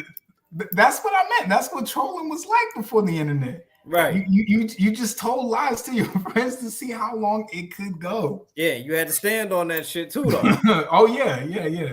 And it would with me and my friends, it would lead to a fight, and then somebody would immediately afterwards, if egos would be big enough that someone would eventually have to drop their guard and be like, "Yeah, man, it was bullshit all along. I was lying," and then it would always be like, "See, I knew he was lying. I knew he was lying." Yeah, man, I just thought it would be funny. That's it. And it would be over after that. Right. The beef would be squashed, all that done. But it still took a week and a half for that to get solved. Like, bro, you didn't even have to carry it for a week and a half. Right. It was ego, bro. It was ego. It was just the idea of being that dumb. Like, bro, you've been capping for the last 2 weeks, and you knew that you was bullshitting, man. You knew you was full of shit, bro. You knew it, right? Like, that's the worst part about it. Like, you knew that what you were saying was bullshit. You still tried to carry it like it was. Yes. I mean, I think I remember. Okay, even see, bro. It all goes back to gaming and just chilling with your boys or whatever. But this is when I knew I was out of my depth with Super Smash Brothers Melee. We was over at my boy Carl's house, or we might have been at Will's house. I don't really remember, but like Will was a beast with Super Smash, and like him and Carl like was really about to square up. They was really about to. That Mario Party or Mario Kart. God, man. No, but the wildest part of it, close. Well, no, but the part of it that was wild to me though was like they were older than me. Carl was like 16 and Will was like 15 and I was like 13. So it's like, damn, like y'all are teenage. No, Carl might have been 17. Like y'all are like about to be adults damn near to me because I'm younger than everybody. And it's like y'all about to fight over Super Smash Brothers, dog. Like what? It was that real, man. It was that real. For I didn't even want to play. I seen how they was getting it in playing, and I didn't even want to play. Man, I would get, if I was lucky, I'd get 2 rounds before someone go, yo, pass that controller. Didn't even want to play. 2 rounds. If I made it through 2 rounds, I felt like I accomplished something that day because a couple of my homies that they was good enough to play on the circuit. Right. He was good enough to play on the circuit. And they said, dude was whooping up. Hold on. One time, it was our older friend Alex. There were 3 of us. He said, pick whatever character you want. I'm gonna whoop all your asses with Jigglypuff. And we sat up here and saw like, man, this nigga ain't gonna whoop us ass. Bro, we get in there. We sitting up here like 2 minutes later. We sweating. He's bodying us just off the screen, off the screen, off the screen. The crowd is chanting Jigglypuff. He gave y'all that work, man. And we're just sitting there, just like, nigga, we getting whooped by Jigglypuff. Oh yeah, he was Like giving y'all that Jigglypuff. work.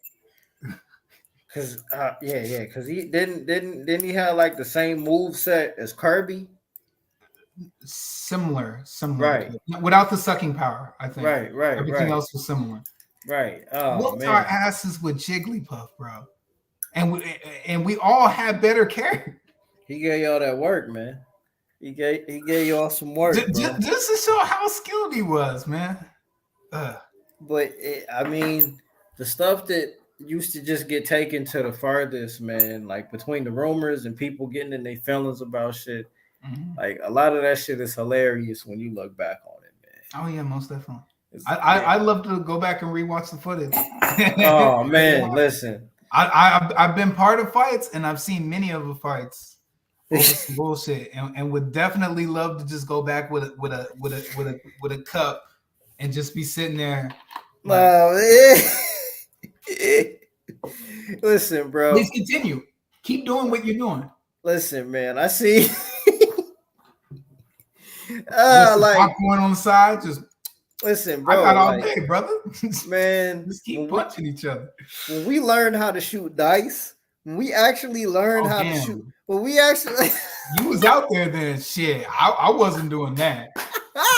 Closest thing I got to was dominoes. That's it. Even then, I didn't want, because it looked like niggas was gonna get stabbed at one of those.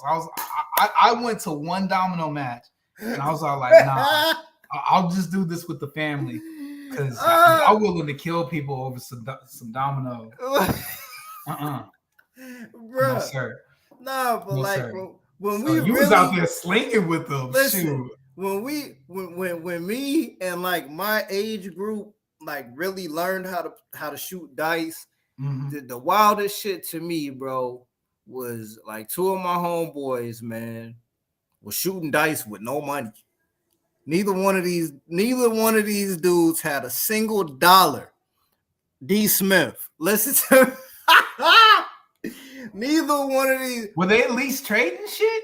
No, niggas was shooting dice on credit, bro.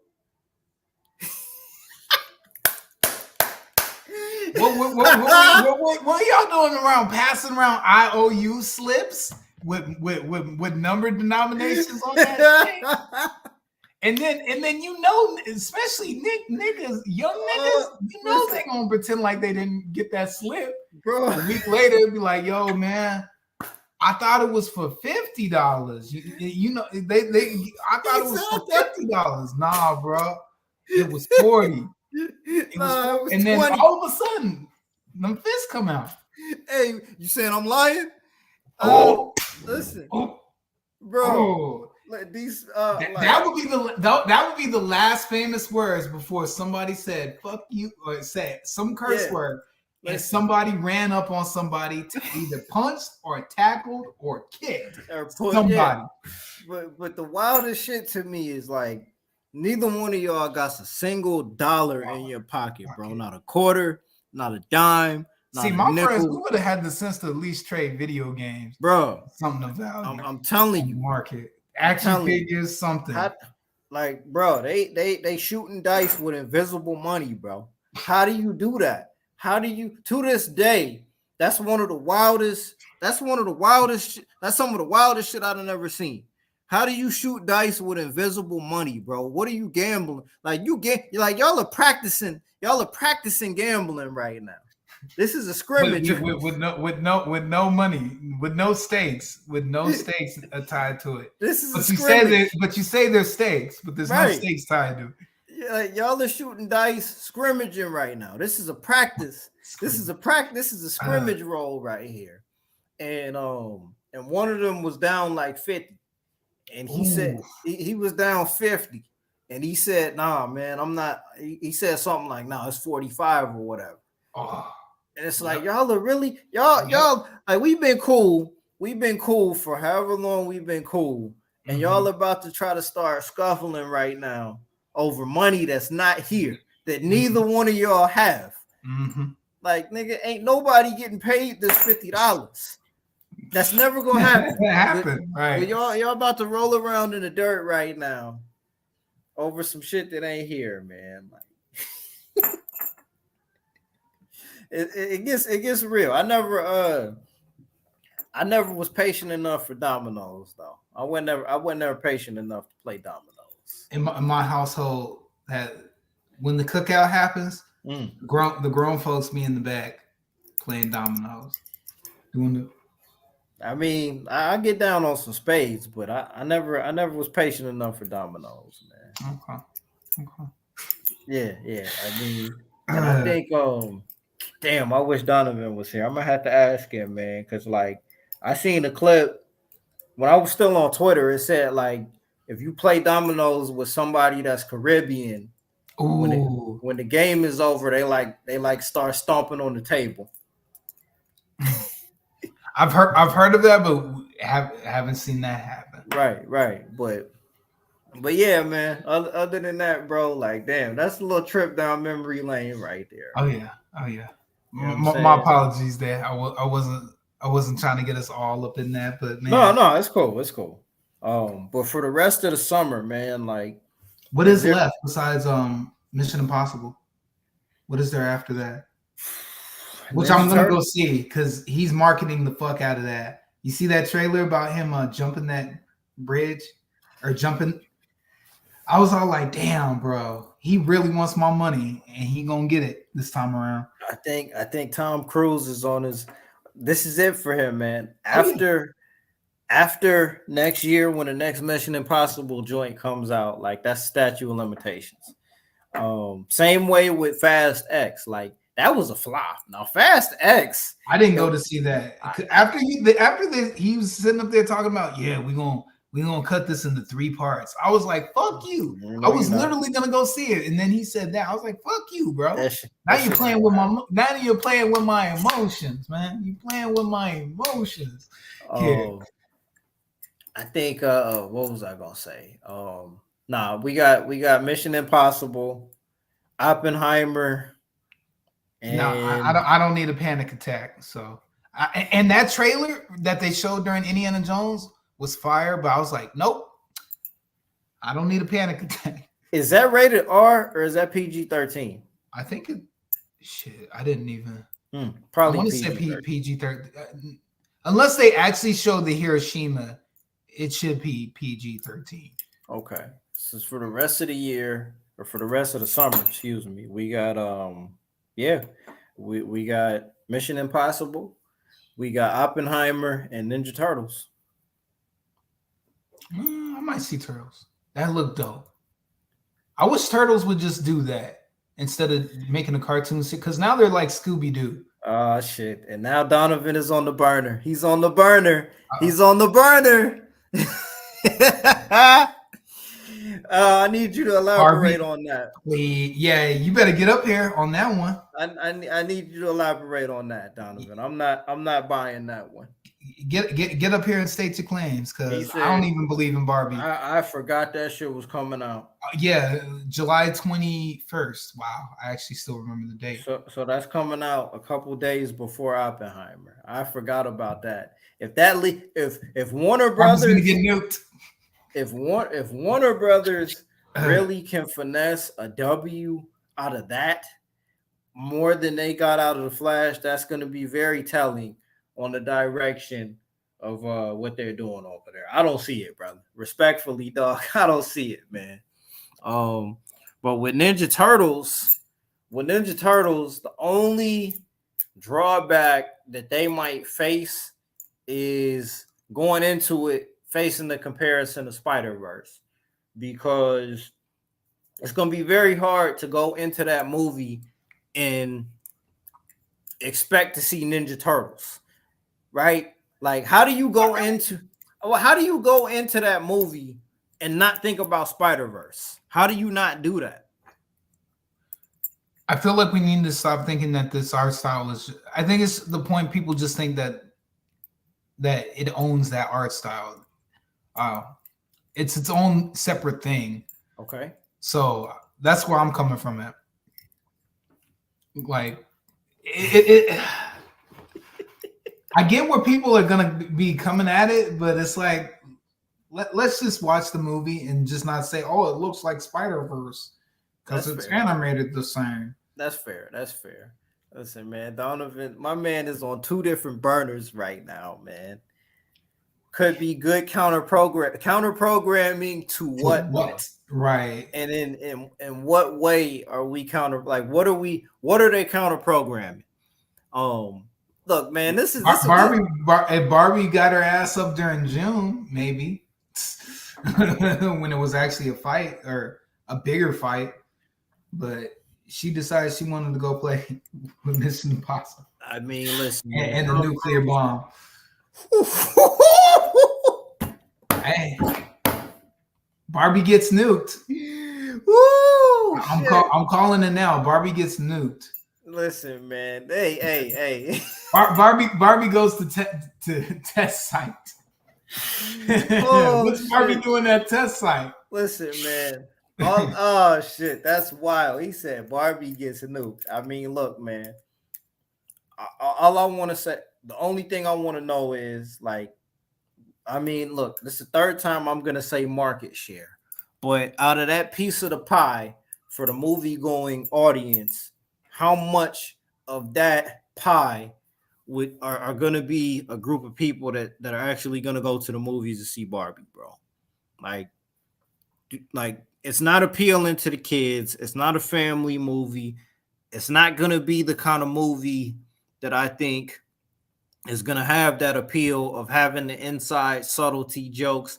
I don't trust modern day writers to be able to pull off the kind of subtlety that's necessary to get whatever message they're trying to convey in that movie across. I don't think they got it in them anymore, bro. Not even close, man.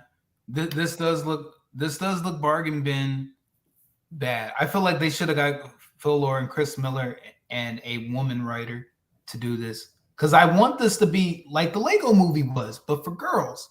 I really, really want that. I wish they would go that route, but they're not. I could tell where, like, the trailer itself told you how bad the movie's going to be. They had to do rewrites and reshoots. I don't even think that's going to save it. Well, let me just hold on. We got Donovan in here. My man, listen, hey, shout outs to the director, man. My man hopped on 3 burners in here to fuck with us today, man. Big shout outs, bro. I gotta pour me another drink here in a minute too, man. Y'all think the actors will go on strike, or are the writers fucked? AI scripts on the way. How bad would it look if the directors and got a deal with the writers left out in the cold? Look, man, I mean, hey, I think that's actually what's gonna happen, bro. Stay tuned. To be honest, I think that's what's gonna happen. You know what I'm saying? Hey, listen, Donovan, hit with that comment right there. All I hear is the Dragon Ball Z music for the next episode, bro. My man said Margot is cooked. Hey. I mean, listen, man, it was a good run. It was a good. I think she deserved a little bit better. I mean, look, man, so she should have gone with better roles. I mean, see, I want to be very careful what I'm gonna say here, right? But fuck it, let's get to it here. She was in that movie Focus with Will Smith, where she was, she was just there in that movie with Will Smith. She double-crossed him, but she loved him, but she double-crossed him. He got shot at the end of the movie. Movie ends. Suicide Squad, Harley Quinn, she was the best part of that movie. Mm-hmm. But the best part of a terrible movie, still, I know, Wolf of Wall Street. There was acting involved in Wolf of Wall Street. That was a great movie, a great part, but would it be unfair to say that she was outclassed by Jonah Hill, John Bernthal, Leonardo DiCaprio? Well, that was an all-star cast, so yeah. What's the most that you remember about her in The Wolf of Wall Street? Ooh, don't make me do that, man. Don't make me. I mean, I know what you remember. I know what you remember. The spy cam in the bedroom where she does the Fatal Attraction or Basic Instinct. That was the most memorable part of her in that movie, right? Mm-hmm. And him getting topped off in the car and all that, right? I, Tonya is the best movie she was in. That's the best movie she was in. I, Tonya was a very good movie. Mm-hmm. And I had no clue she was in Babylon and Amsterdam. She was in both. Donovan, she was in both of them. She was in. I don't remember it. I don't even remember Amsterdam.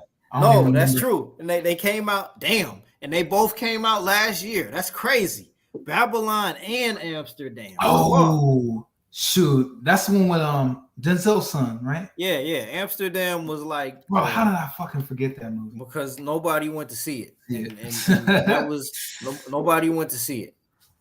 She should have fired her agent. I mean, look, man. I agree. It's a blessing. I feel like she can do better. I think she just hasn't what I'm getting at is I feel like she hasn't gotten the right role for her. Have you seen Birds of Prey? Yes. She was okay in that. I haven't seen Birds of Prey. But what I'm gonna say is that, I mean, pandemic aside, that was the opportunity for her to have her signature role as a character, right? Birds of Prey was ass. There you go. Yeah. Okay, so with her and Donovan, like I appreciate you fucking with us in the comments here. With her as the lead in that movie and as the protagonist of that movie, was it enough? Was her as Harley Quinn enough to justify an 1.5 to 2 hour movie without Batman as a character that nobody really cares about? Ooh, was it enough? You don't care about Harley Quinn, bro. No.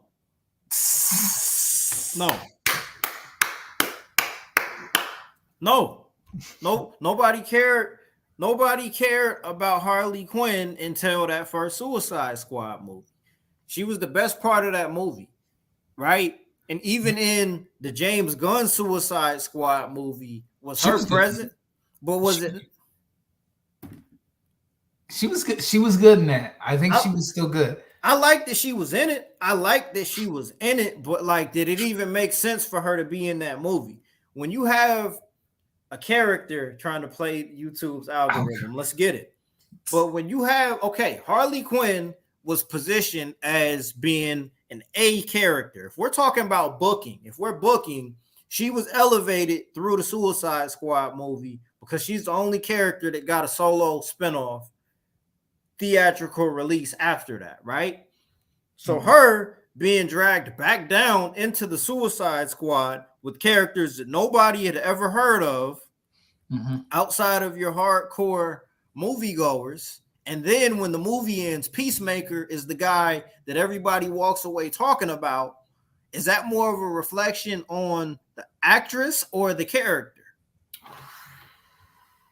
Because what do you remember about Harley Quinn in the Suicide Squad? Her and the other dude having sex, and then she her fights, her escape fight scene, and then her killing Starro. That's about it. Okay. Oh, and then her in the beach scene. I don't remember that. Beginning. I don't remember that. I'm not even being I don't remember that. So I mean, with what we're talking about there, I mean, listen, hey, Donovan said she should have fired her agent. Look, in this life, it's a blessing to even be in a position to have an agent. But I mean, come on, man, Barbie, nah, bro, that's not gonna work for me, brother. That's not gonna work for me, brother. I mean, I got 3 nieces. I have 4 nieces. My youngest niece. It really should aim for brats again, but go ahead. My youngest niece is 4 years old, and I don't think she has a single Barbie doll. And my other 3 nieces are anime fans. So, who's the audience for a live action Barbie movie that's supposed to be adult themed? Who's the audience for that? And is that audience really enough to make some shit happen here, right? I say 30-year-old women.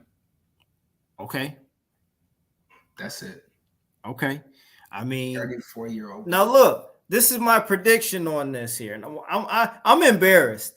Shout out to the director, man. But like, we've really spent upwards of 20 minutes talking about fucking Barbie. But whatever, right? Stranger conversations take place offline. But I'm gonna say this here. This is my prediction here. You said Barbie gets nuked, right, D. Smith? Yes. My prediction is that there will be think pieces and all of that written about this movie, about how good the subtext of it is and all of that bullshit. But I'm going to say this here, and this is a true statement. Subtext and theme and all of that shit sounds good when it makes money. And if it ain't going to make money, subtext and theme don't mean dick. Think pieces don't mean dick if the intended result is to make fucking money. If it doesn't make money, the subtext and whatever message you're trying to get across don't mean a motherfucking thing. That's my take on that. Well, You know what I'm saying? my take is y'all are literally 30 years late to doing a Barbie movie. Because even watching the trailer, it looked like something that should have came out in the 90s. And it might have been, yeah, hey, but I mean, again, I'm shout out to Donovan for even putting that in there. But other than that, we got Turtles, and then that's where the summer ends, bro. The summer ends, and I don't even know what at the end of the year. Blue Beetle. What else? Aquaman.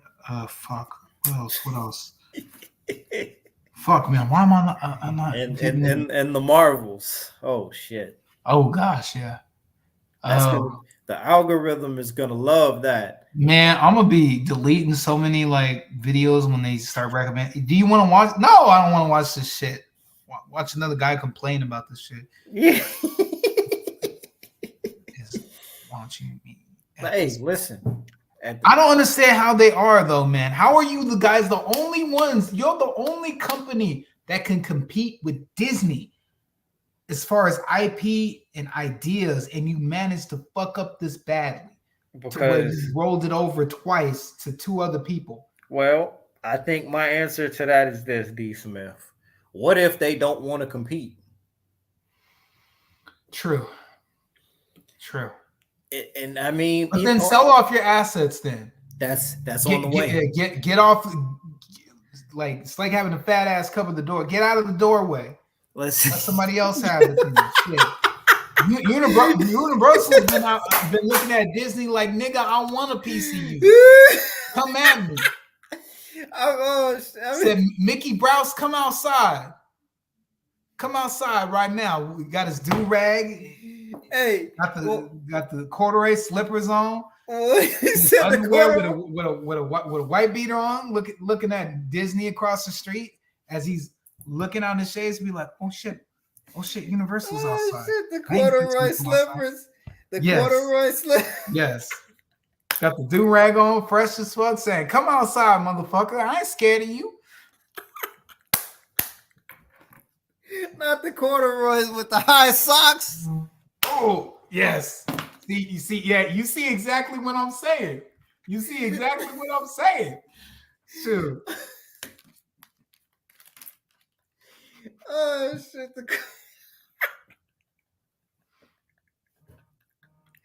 Oh man, that's crazy, bro. Oh, I lost my train of thought. This is what I was gonna say. My bad.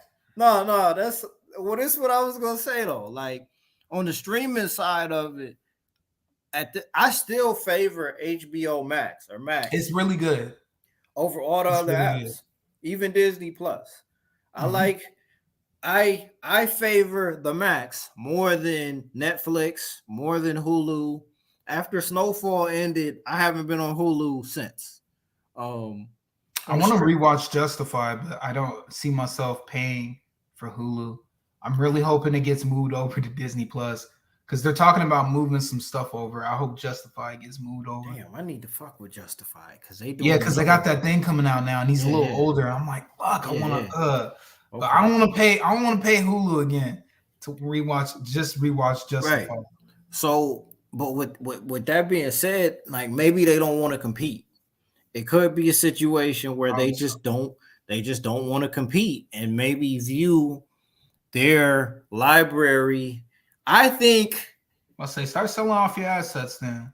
I think I need these to grow. I need these to get better. I don't want them just sitting on the shelf getting old and old and old and old. Because I mean, they confirmed the new. This is what I think could possibly end up happening with them guys there. I think they view their library and their current projects in two different regards here. So I can see a scenario where they don't necessarily do a hard sell on everything that they have. I think they're in the process of doing a soft sell right now to Netflix, actually. Well, I mean, but even then, Netflix isn't fun anymore. It's not fun. Yeah. Well, I will. Sorry to side note. I've been trying to get rid of it, but I've been watching Formula One on there. Wait, Formula One live?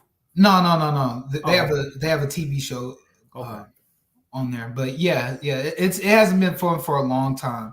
But you know, with a crisis comes opportunity.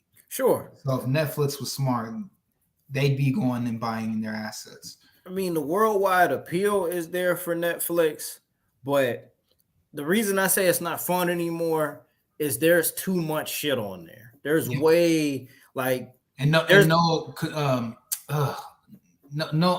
control. No fuck, why am I going brain dead right now?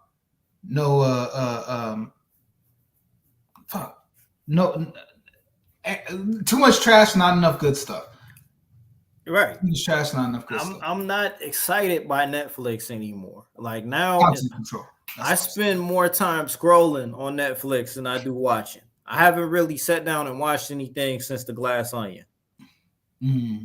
That's the last joint that I watched on there. But I think what I was gonna say is that with Warner Media, what I think is that what they have in their library is more valuable than what they're trying to make money off of. So it could be a situation where, like you said, they start giving up pieces of their library in the meantime to figure out what they got going on. I mean, they confirmed another Game of Thrones spinoff. They're doing a Harry Potter TV series. They got things in the work, but they're also still in the television business as well. They still got TNT. They still got TBS. I mean, yeah, but how long is that gonna last? Because it's hard to say. Like now, I even see like smaller people starting to have that conversation about cutting the cord. Sure. And when really at least 70% of us have already done that shit. I mean, sure. And that's true because for our age group, we're able to get our entertainment without terrestrial television. There are different ways for us to get our entertainment. But until we become the dominant market that's consuming entertainment, they still got to be able to figure out how to get what they need to get. And that's still at least bare minimum 10 years. We're still at least a bare minimum 10 years away from that point. Oh, do you think so? Yes. At least I say 5, and that's still a high number in my opinion. But because, I mean, like again, the only reason I say that is because, and I don't want to get too far deep into this. I'm not an accountant. I'm not an analytics guy. If I close my eyes and I do a rough estimate, there are still people who are older than we are that make more money than we make right now. That make more money than what we make right now, and the convenience and the familiarity of them using terrestrial television is still going to be there. Until we become the dominant market that's spending money on entertainment, there's always going to be a need for them to be around like that. And Warner, they got TNT, TBS, True TV, the Food Network. They're still in that game to where it's not just movies that they're focusing on right now. Mm-hmm. You know, and I'm not an analytics guy. I'm not gonna I'm not gonna pretend to know what I'm talking about. But if I'm just going off of that, it's kind of hard to say, you know, when that time is gonna come there, right? Like Disney, if you think about what Disney has on television, they got ABC and they got ESPN. Free form as well. What the fuck? Yeah, that's true. That's true. And I mean, ESPN I just read an article today. Like ESPN just laid off like 20 people. They've been the Disney family's been trimming a lot. Yeah. I mean, look, in 3 years, the only person that's still gonna be on ESPN is Stephen A. Smith. That's it. In 3 years, Stephen A. Smith, and people like Stephen A. Smith or they don't like him, but that guy is going to be the last man standing in Bristol, Connecticut. Best believe he going to be talking shit as they leave, too. Oh, yeah, absolutely. Absolutely. That nigga doesn't give a fuck. He would throw everyone off the boat while talking shit about how he was the last man standing. Hey, listen, man, for a guy, and I'm not a fan of Stephen A., but for a guy from Harlem, New York, that started out as a journalist, the actual guy that wrote words on paper, to being the most notable figure in sports journalism, I got to take my hat off. Stephen A. Smith is going to be the last man standing at ESPN, bro. But anyway, if you think about that, like that's a different kind of thing there. All of these big time media companies, with the exception of Disney, still get their nut off of television right now.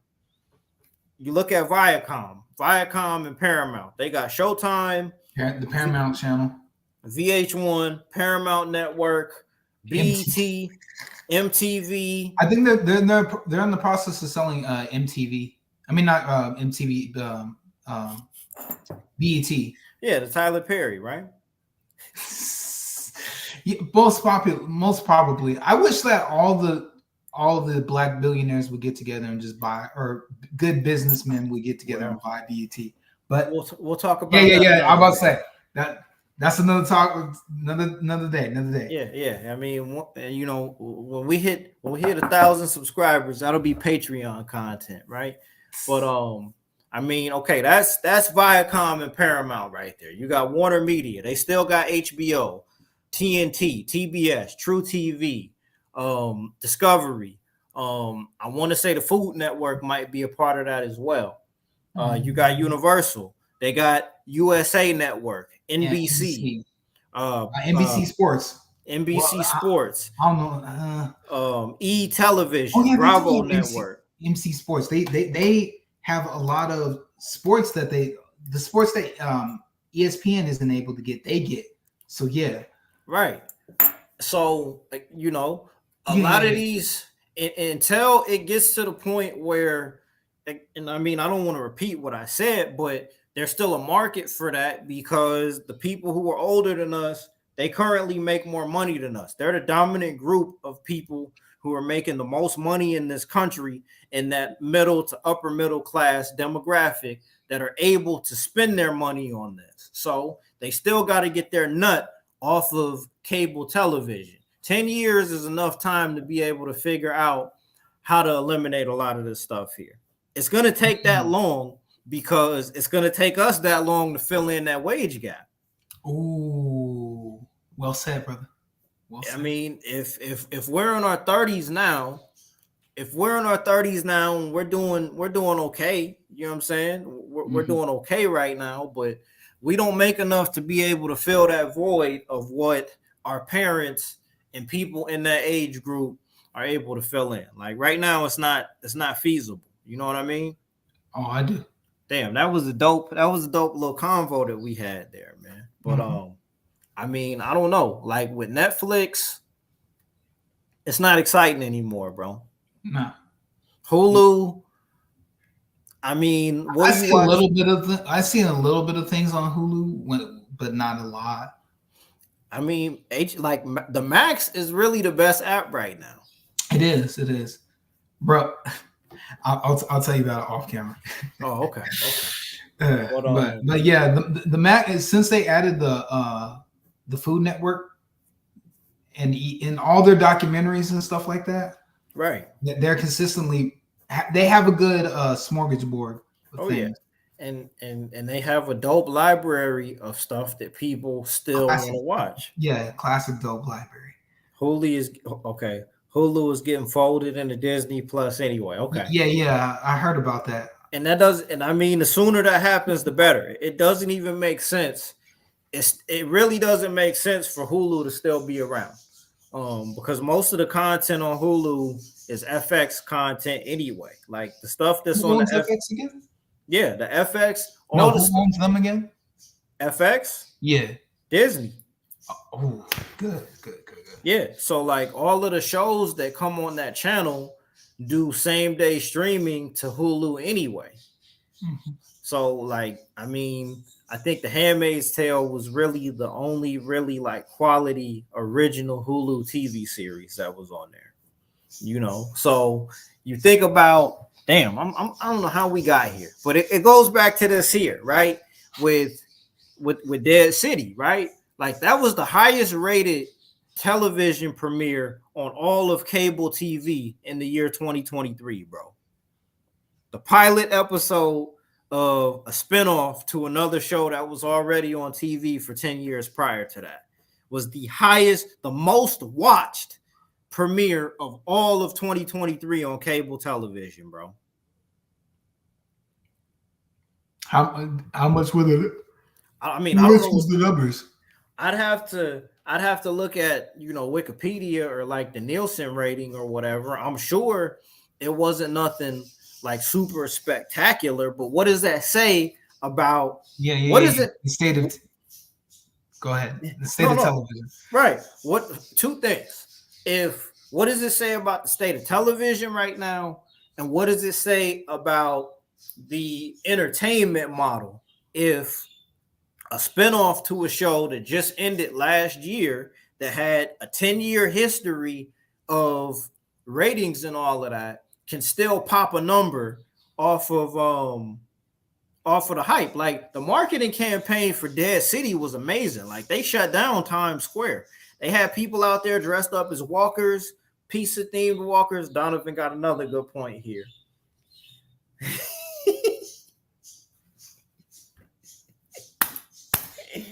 Well, I mean, my question is this here. Do we know between everybody in Discord, do we know 5 people that watched all of Rings of Power on Amazon Prime last year?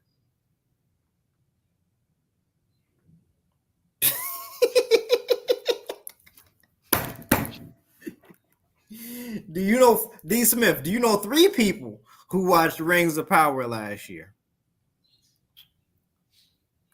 Yeah, barely. And even then they dropped off. They didn't watch all episodes. They dropped off. Like, yo, my mom tried to explain Rings of Power to me, and it was like, I can't do this. No. I can't do this, bro. Yeah, you're right. I think Amazon Prime is sincerely hoping that Michael B. Jordan can revive them as an entertainment platform. They're sincerely hoping that, because Miss Maisel ran this course. They got all the Tom Clancy joints on there, but it's not hitting, bro. It's not hitting at all. Oh, really? I thought the Tom Clancy was doing semi-well. I'm saying, yeah, but like Rebel Moon is the final test for that. Let's talk about it. When does Rebel Moon hit Netflix? December? Okay. In fact, that might be when I drop, because I'm all like, I do want to see Rebel Moon. So after that, I think I might finally drop Netflix after Rebel Moon. Man, listen, D. Smith, give me 10. Hey, give me 10 seconds, man. Just give me 10 seconds, bro. Go. And Donovan, just if fix this in post, brother.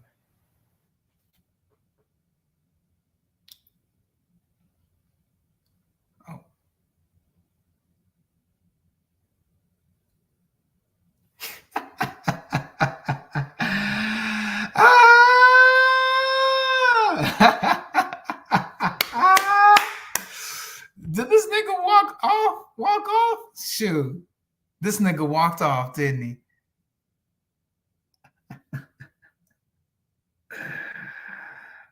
Ah,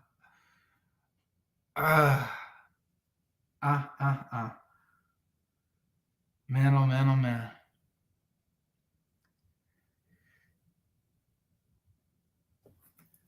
Okay. Just had to grab a quick refill. Oh, okay. I was about to say, I thought you was walking off because of that. No. All right. Rebel Moon. Okay, hold on. I'm gonna get to Donovan here. He said, D Smith, what's your next movie? What do you mean? The next joint you going to see in theaters? Oh, Mission Impossible. Mission Impossible. Okay. Yeah. All right. I'm looking forward to that review as well. But okay, Donovan, I'm gonna put your comment back on this here.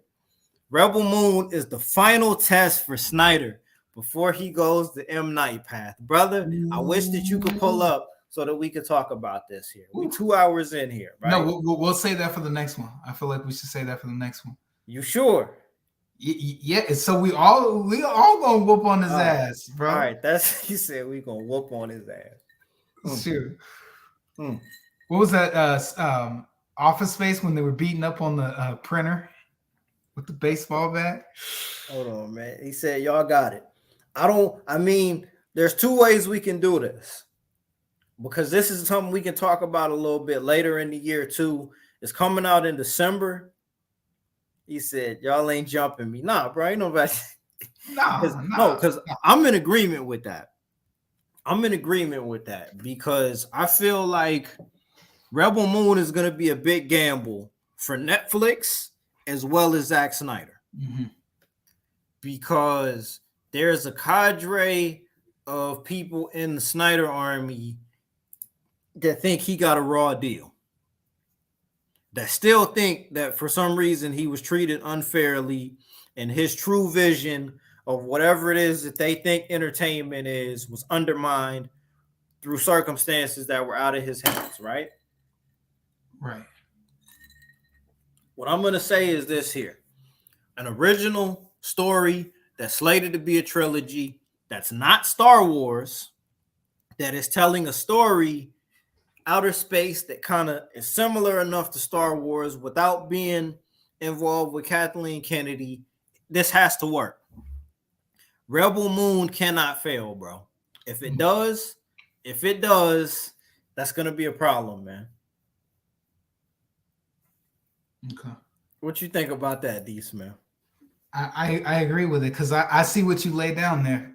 For a minute, I was like, he definitely feels like the guys from Image, like Liefeld and all those guys from Image, as far as what his style is. He's very edgelordy-ish a little, and that super masculinity stuff, which I'm cool with. In fact, I'm very much of that, but I don't know if this is going. It needs to work, but I don't know if this is going to work. I want it to. But I do. Yeah, I do too, because I feel like there needs to be something different. And I need a reason to watch Netflix. That's it. I need a reason. I need a reason to watch Netflix. I still haven't seen Army of the Dead. I haven't either. 2.5 hours. Bro, after I was told that zombies fuck each other, I said no. And I was going to watch it, but when someone says that they had sex together as zombies, I said no. Too edgelord for me. That's why I'm like, all right. I mean, but look, hashtag don't sell it. Don't sell it, brother. Don't sell it. The Snyder Army, this is what I'm going to say, though. The Snyder Army and the people who are fans of him we should make a separation between the Snyder Army and Zack Snyder. It's not his fault that his work resonates with a certain demographic of people. That's not his fault. Mm-hmm. I'm willing to give him the benefit of the doubt, because I don't think he intentionally is catering his content and his entertainment towards that demographic of people. I don't think that. Just a tiny bit. To be honest, I don't know. No, it is his fault.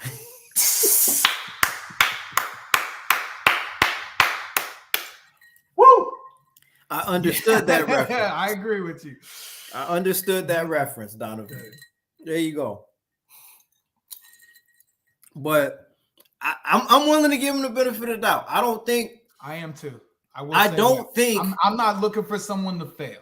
Right, but I think he gets a bad rap because of the Snyder Army. I don't think his vision for Superman was for Superman to be what they wanted Superman to be. I think a lot of that is coincidental. If you look at The Watchmen, which I think is his best movie, I don't get vibes of that catering to the Snyder Army. I don't get those kind of vibes there. But specifically with this Rebel Moon joint, I want it to work because I like sci-fi and I like good sci-fi. If it's good, then let him write his own ticket. This has to be good though. Like Netflix is a little bit on the ropes here, man. Compare the reason. I agree with you partially, but go ahead. Compare where Netflix was like 2019 into 2020. Ever since, have they really had anything that popped? I mean, yeah, they had Wednesday Addams, they had Squid Games, but that's like needle in the haystack kind of content now. After that Tiger King bullshit, what really popped Netflix? At this point, they're more international than they are local. Yeah, we're about to say what about that that killer guy with the glasses, Jeffrey something? Oh man, you talking about the fucking Dahmer? I didn't see it. Yeah, Jeffrey Dahmer. It was controversial. That one, I heard the numbers, but other than that, no. Oh man, hold on. He said we know the cinematography is gonna be nuts, but the story and characters, yes. That's that damn camera, bro. Look, hey, damn camera. No, boy, that was unacceptable. I'm interested, man. Like I like the cast: Ray Fisher, Charlie Hunnam. They got the voice actor that did Darkseid in Justice League. I think a motivated Zack Snyder with a motivated cast can do some things to make some shit happen here. And I like this next comment here. Guardians 3 raised the bar. Space theme cinema. Yes, it did. It did. And D. Smith disagrees. Hey, man. It wasn't it for me. That's all. I mean, no, but I ain't saying they weren't good. They were good. It just wasn't it for me. Right. Well, because the Star Wars train is going to keep going. They got the Acolytes TV series that's coming soon. Just do more visions, please. That's all I want is more Star Wars visions. Let somebody, which I would love if they did with the Matrix too. Let somebody else hold the property for 10 minutes. Literally, pass around the talking stick. Pass around the talking stick. Let somebody else talk for 10 minutes. They pass that stick to somebody else. They talk for 10 minutes. They pass that. That's how a talking stick works. Let's do a talking stick. That was the plan 10 years ago. That was the plan. And no, but like visions, again, 10 minutes or less. Oh, my bad. You talking about literally 10 minutes. Yeah. Like, let somebody do it for 10 minutes. And if people gravitate towards episodes, Pacific episodes, that's what pops off. So this is the question that I'm gonna say here. I don't know how true it is about Rebel Moon being. I never knew Zack Snyder did a pitch for Star Wars. I didn't know that happened. I never knew that. Is that actually true? Yes, it is. Okay. Yes, it is. So this is what I'm gonna say here, right? Knowing what we got out of JJ, I mean, and knowing, I mean, could it have been much worse? No. Okay. And I mean, I still would have went to go see it in theaters. I put it like that. I would have been a little hesitant, but I would have went and saw it. Okay. And with Rebel Moon, this is the question that I'm asking here. Are we judging this? Are we going to go into it judging it with the bar of, okay, is this better than Star Wars? Is this better than Force Awakens? I'm Is this not. better? Is this But better than The Last Jedi? Is this better than Rise of Skywalker? I'm not, but I wouldn't be surprised because I can already hear them saying it, bro. That's gonna be the internet And, metric. and I can already. Brother. I see where you at. This trailer is already better than the whole Disney Star Wars trilogy. I see what you're saying now. The picture's clear. Yeah, bro. Yeah. Because what Donovan just said there, Guardians 3 raised the bar. We're not going into this comparing it to Guardians of the Galaxy. We're going into this based on the backstory of it allegedly being the rejected pitch. We're going to be going into this comparing it to the whole Star Wars sequel trilogy. The marksmen never miss. No, they don't. No, they definitely bagged them a big one this time. So with all that being said, I'm just saying, just because I want this to be a good movie and I'm looking forward to it, I am not a part of the Snyder Army. I did not buy the T-shirt and the workout plan. I do not consent to being any member or associated with the Snyder fan base. No. I go on record to any future FBI most wanted list. I did not. I did not participate in such actions. No, I did not. Nope. But yeah, man. I mean, I'm looking forward to it. But that's a real test for Netflix. Oh yes, and Zack Snyder. I think they'll win big if that happens. Yeah, absolutely. Because man, like I can't even do it when that. I'm not. There's just too much there, man. There's just too much, bro. Other than that, man, before we I mean, bro, we almost 2.5 in, man. This went by kind of quick, bro. Yes, it did. I will say this, Donovan, you in the chat right now, bro. The plan is to try to go live tomorrow. We've almost hit. I mean, technically, the month of July is the 3-year anniversary of the Behind the Scene podcast. I'm gonna get into some more when we go live tomorrow. But D Smith, on the way out, what you got, brother? What you got on the way out, bro? Before we get out of here. Nothing, man. Nothing I can think of right now. Next one. Oh man. I mean, listen, man, it's just crazy that we halfway through the summer, bro. It's crazy. Oh yeah. I can't believe it either, man. Man, I think Spider-Verse has already won the summer, man. I believe so. I don't think that it's gonna be the highest grossing movie of the year. I think Mario Brothers. Yeah, that'll keep the title. But all right, where we go. The director says he thinks he's clear, man. I mean, I might even have to run to the liquor store tomorrow, man. You know what I'm saying? But I think Mario Brothers is gonna be two things this year.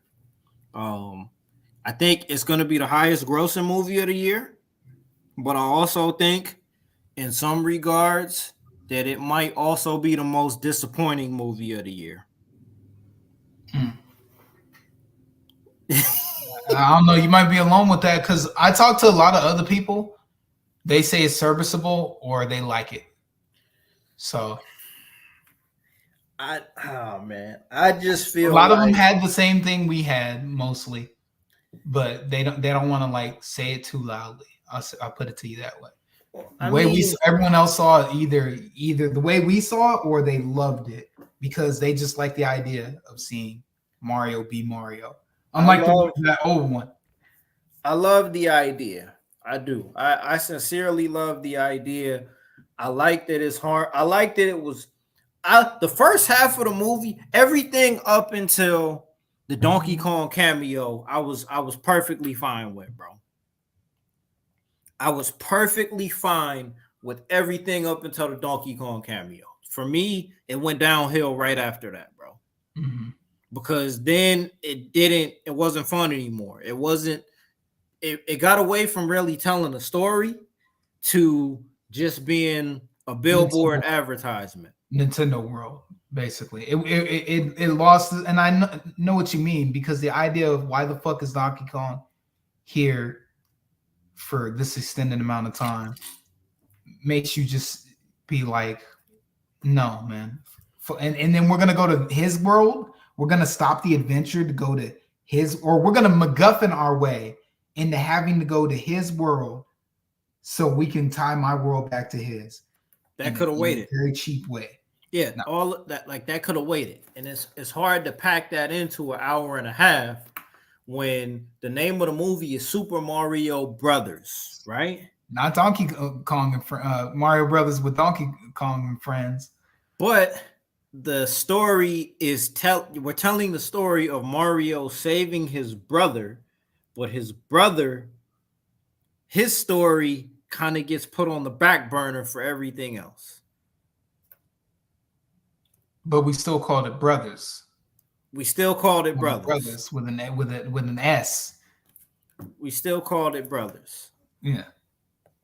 All right. Yep. We're in the minority and not liking the movie. People love it, and that's fine. It could be better. Okay. The Peaches song is pop culture. Ticket prices just went up at the theme park. Listen, the price of the brick went up. I respect it. I respect the hustle. I just did not enjoy the movie. I didn't enjoy the movie because I didn't enjoy the story. I don't like watching things just for the sake of watching it, bro. Like, we in our 30s now, man. Like, you know what I'm saying? I have a very slim amount of time to actually enjoy. Right, to be able to enjoy things. And I would like for what I'm watching to be enjoyable. And I'm all for a good story, but the story of the Super Mario Brothers movie was the weakest part of that whole movie, bro. Oof. The weakest part of that whole movie. I felt the same way about Super Mario Brothers as I did about the live action Lion King back in 2019. Sorely disappointed, but that's probably going to be the highest grossing movie for the entire year. Yep. And that's crazy when you think, because that movie came out in April, but I don't see anything else on the slate for the rest of the year topping what Mario Brothers did, bro. I don't see it. Not even close.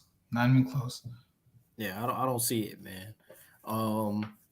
Other than that, bro, I mean, I don't really know, man. I mean, as far as TV goes, I mean, we could talk about that a little bit later in the year. But other than that, hold on. The best non-woke.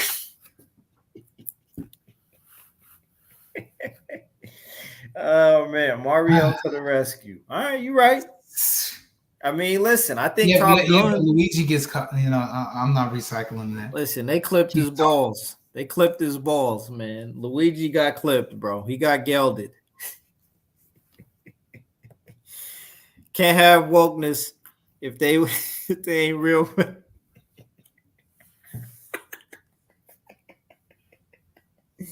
Oh shit, man. Listen.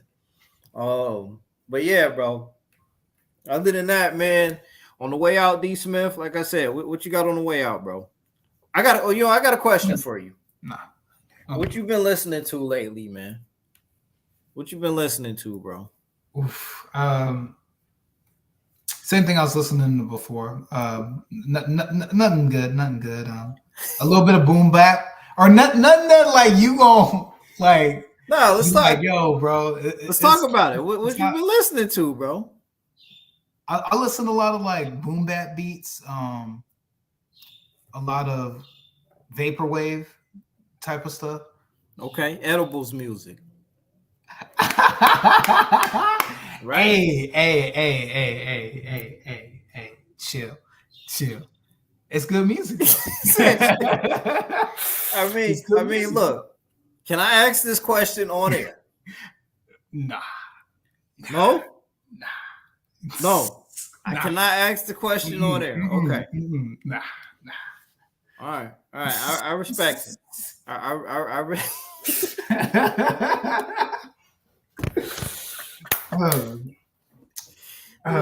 Look, but Trail Burgers, man. You went to Trail Burgers. How was that, bro? It was good. It tasted exactly like a really good smash burgers. Okay. Did they have turkey burgers? No, bro. All they had was a single, a double, or a triple. Okay. That's it. But Slim Thug was there. Yeah. That's what's up, man. That's dope. Slim Thug literally walked out while I was in line. That's dope. The line was, I went on a Sunday after 5, like 6, 7 o'clock at night, and there was still a line outside of the door, probably about 30 people. That's dope. That's dope that Slim Thug was there, because I fucked with Slim Thug, man. Drove a white Maserati. That's what's up, bro. That album he put out, already platinum, produced by the Neptunes, bro. That shit was fire. That was a dope ass album, dog. Like, but that's fire. Cause Bun B is like the owner of Trail Burgers, right? Yeah, Bun B. I thought that was his car. I'm like, oh, Bun's here. I could get a picture with him. And I mean, the thing that I love the most about that is, like, I'm sure it was good to be in that environment, bro. No negativity, no bullshit, nobody acting fucking stupid out there, bro. And they had security. I like it. And just supporting the business, trying to get off of the ground, man. I dig that, bro. But no turkey burgers though, for real.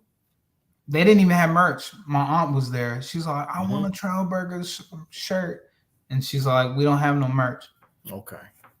Damn. All right. That's I will be going back. I don't know when. I will be going back because I got to get that T-shirt. That's what's hopefully somebody else new shows up there. That'd be cool if we got somebody like every week. Nah, that ain't gonna happen. Yeah. But once a month, somebody cool popping. Right. Just to poke their head. But yeah, on that note, you know what I'm saying? I'm gonna send out some text messages, put some feelers out there, man. For tomorrow. You gonna send out the Zoran signal? We gonna try to make some things happen for tomorrow, man. Real shit, bro. Like, okay. I mean, it's crazy to think that in the 3 years since we've been doing this, like, recreationally, you know what I'm saying? Like, you done pulled up, Charles done pulled up, my cousin done pulled up, Orion has pulled up. I don't know where this is going, but I like where it's at. You know what I'm saying? And tomorrow we can get into some more things on the Behind the Scene podcast, man. Big shout outs to my brother Dion Donovan, Cause Famous, the musical coming soon, title page fucking comics, Children of Ashar. You know what I mean? Like, my man is wearing 3-4 different hats right now, man. Shout outs to D Smith, Charles, Majin, Orion Online, all the good brothers in the Discord. On that note, we out of here. Peace, y'all. Peace. Peace.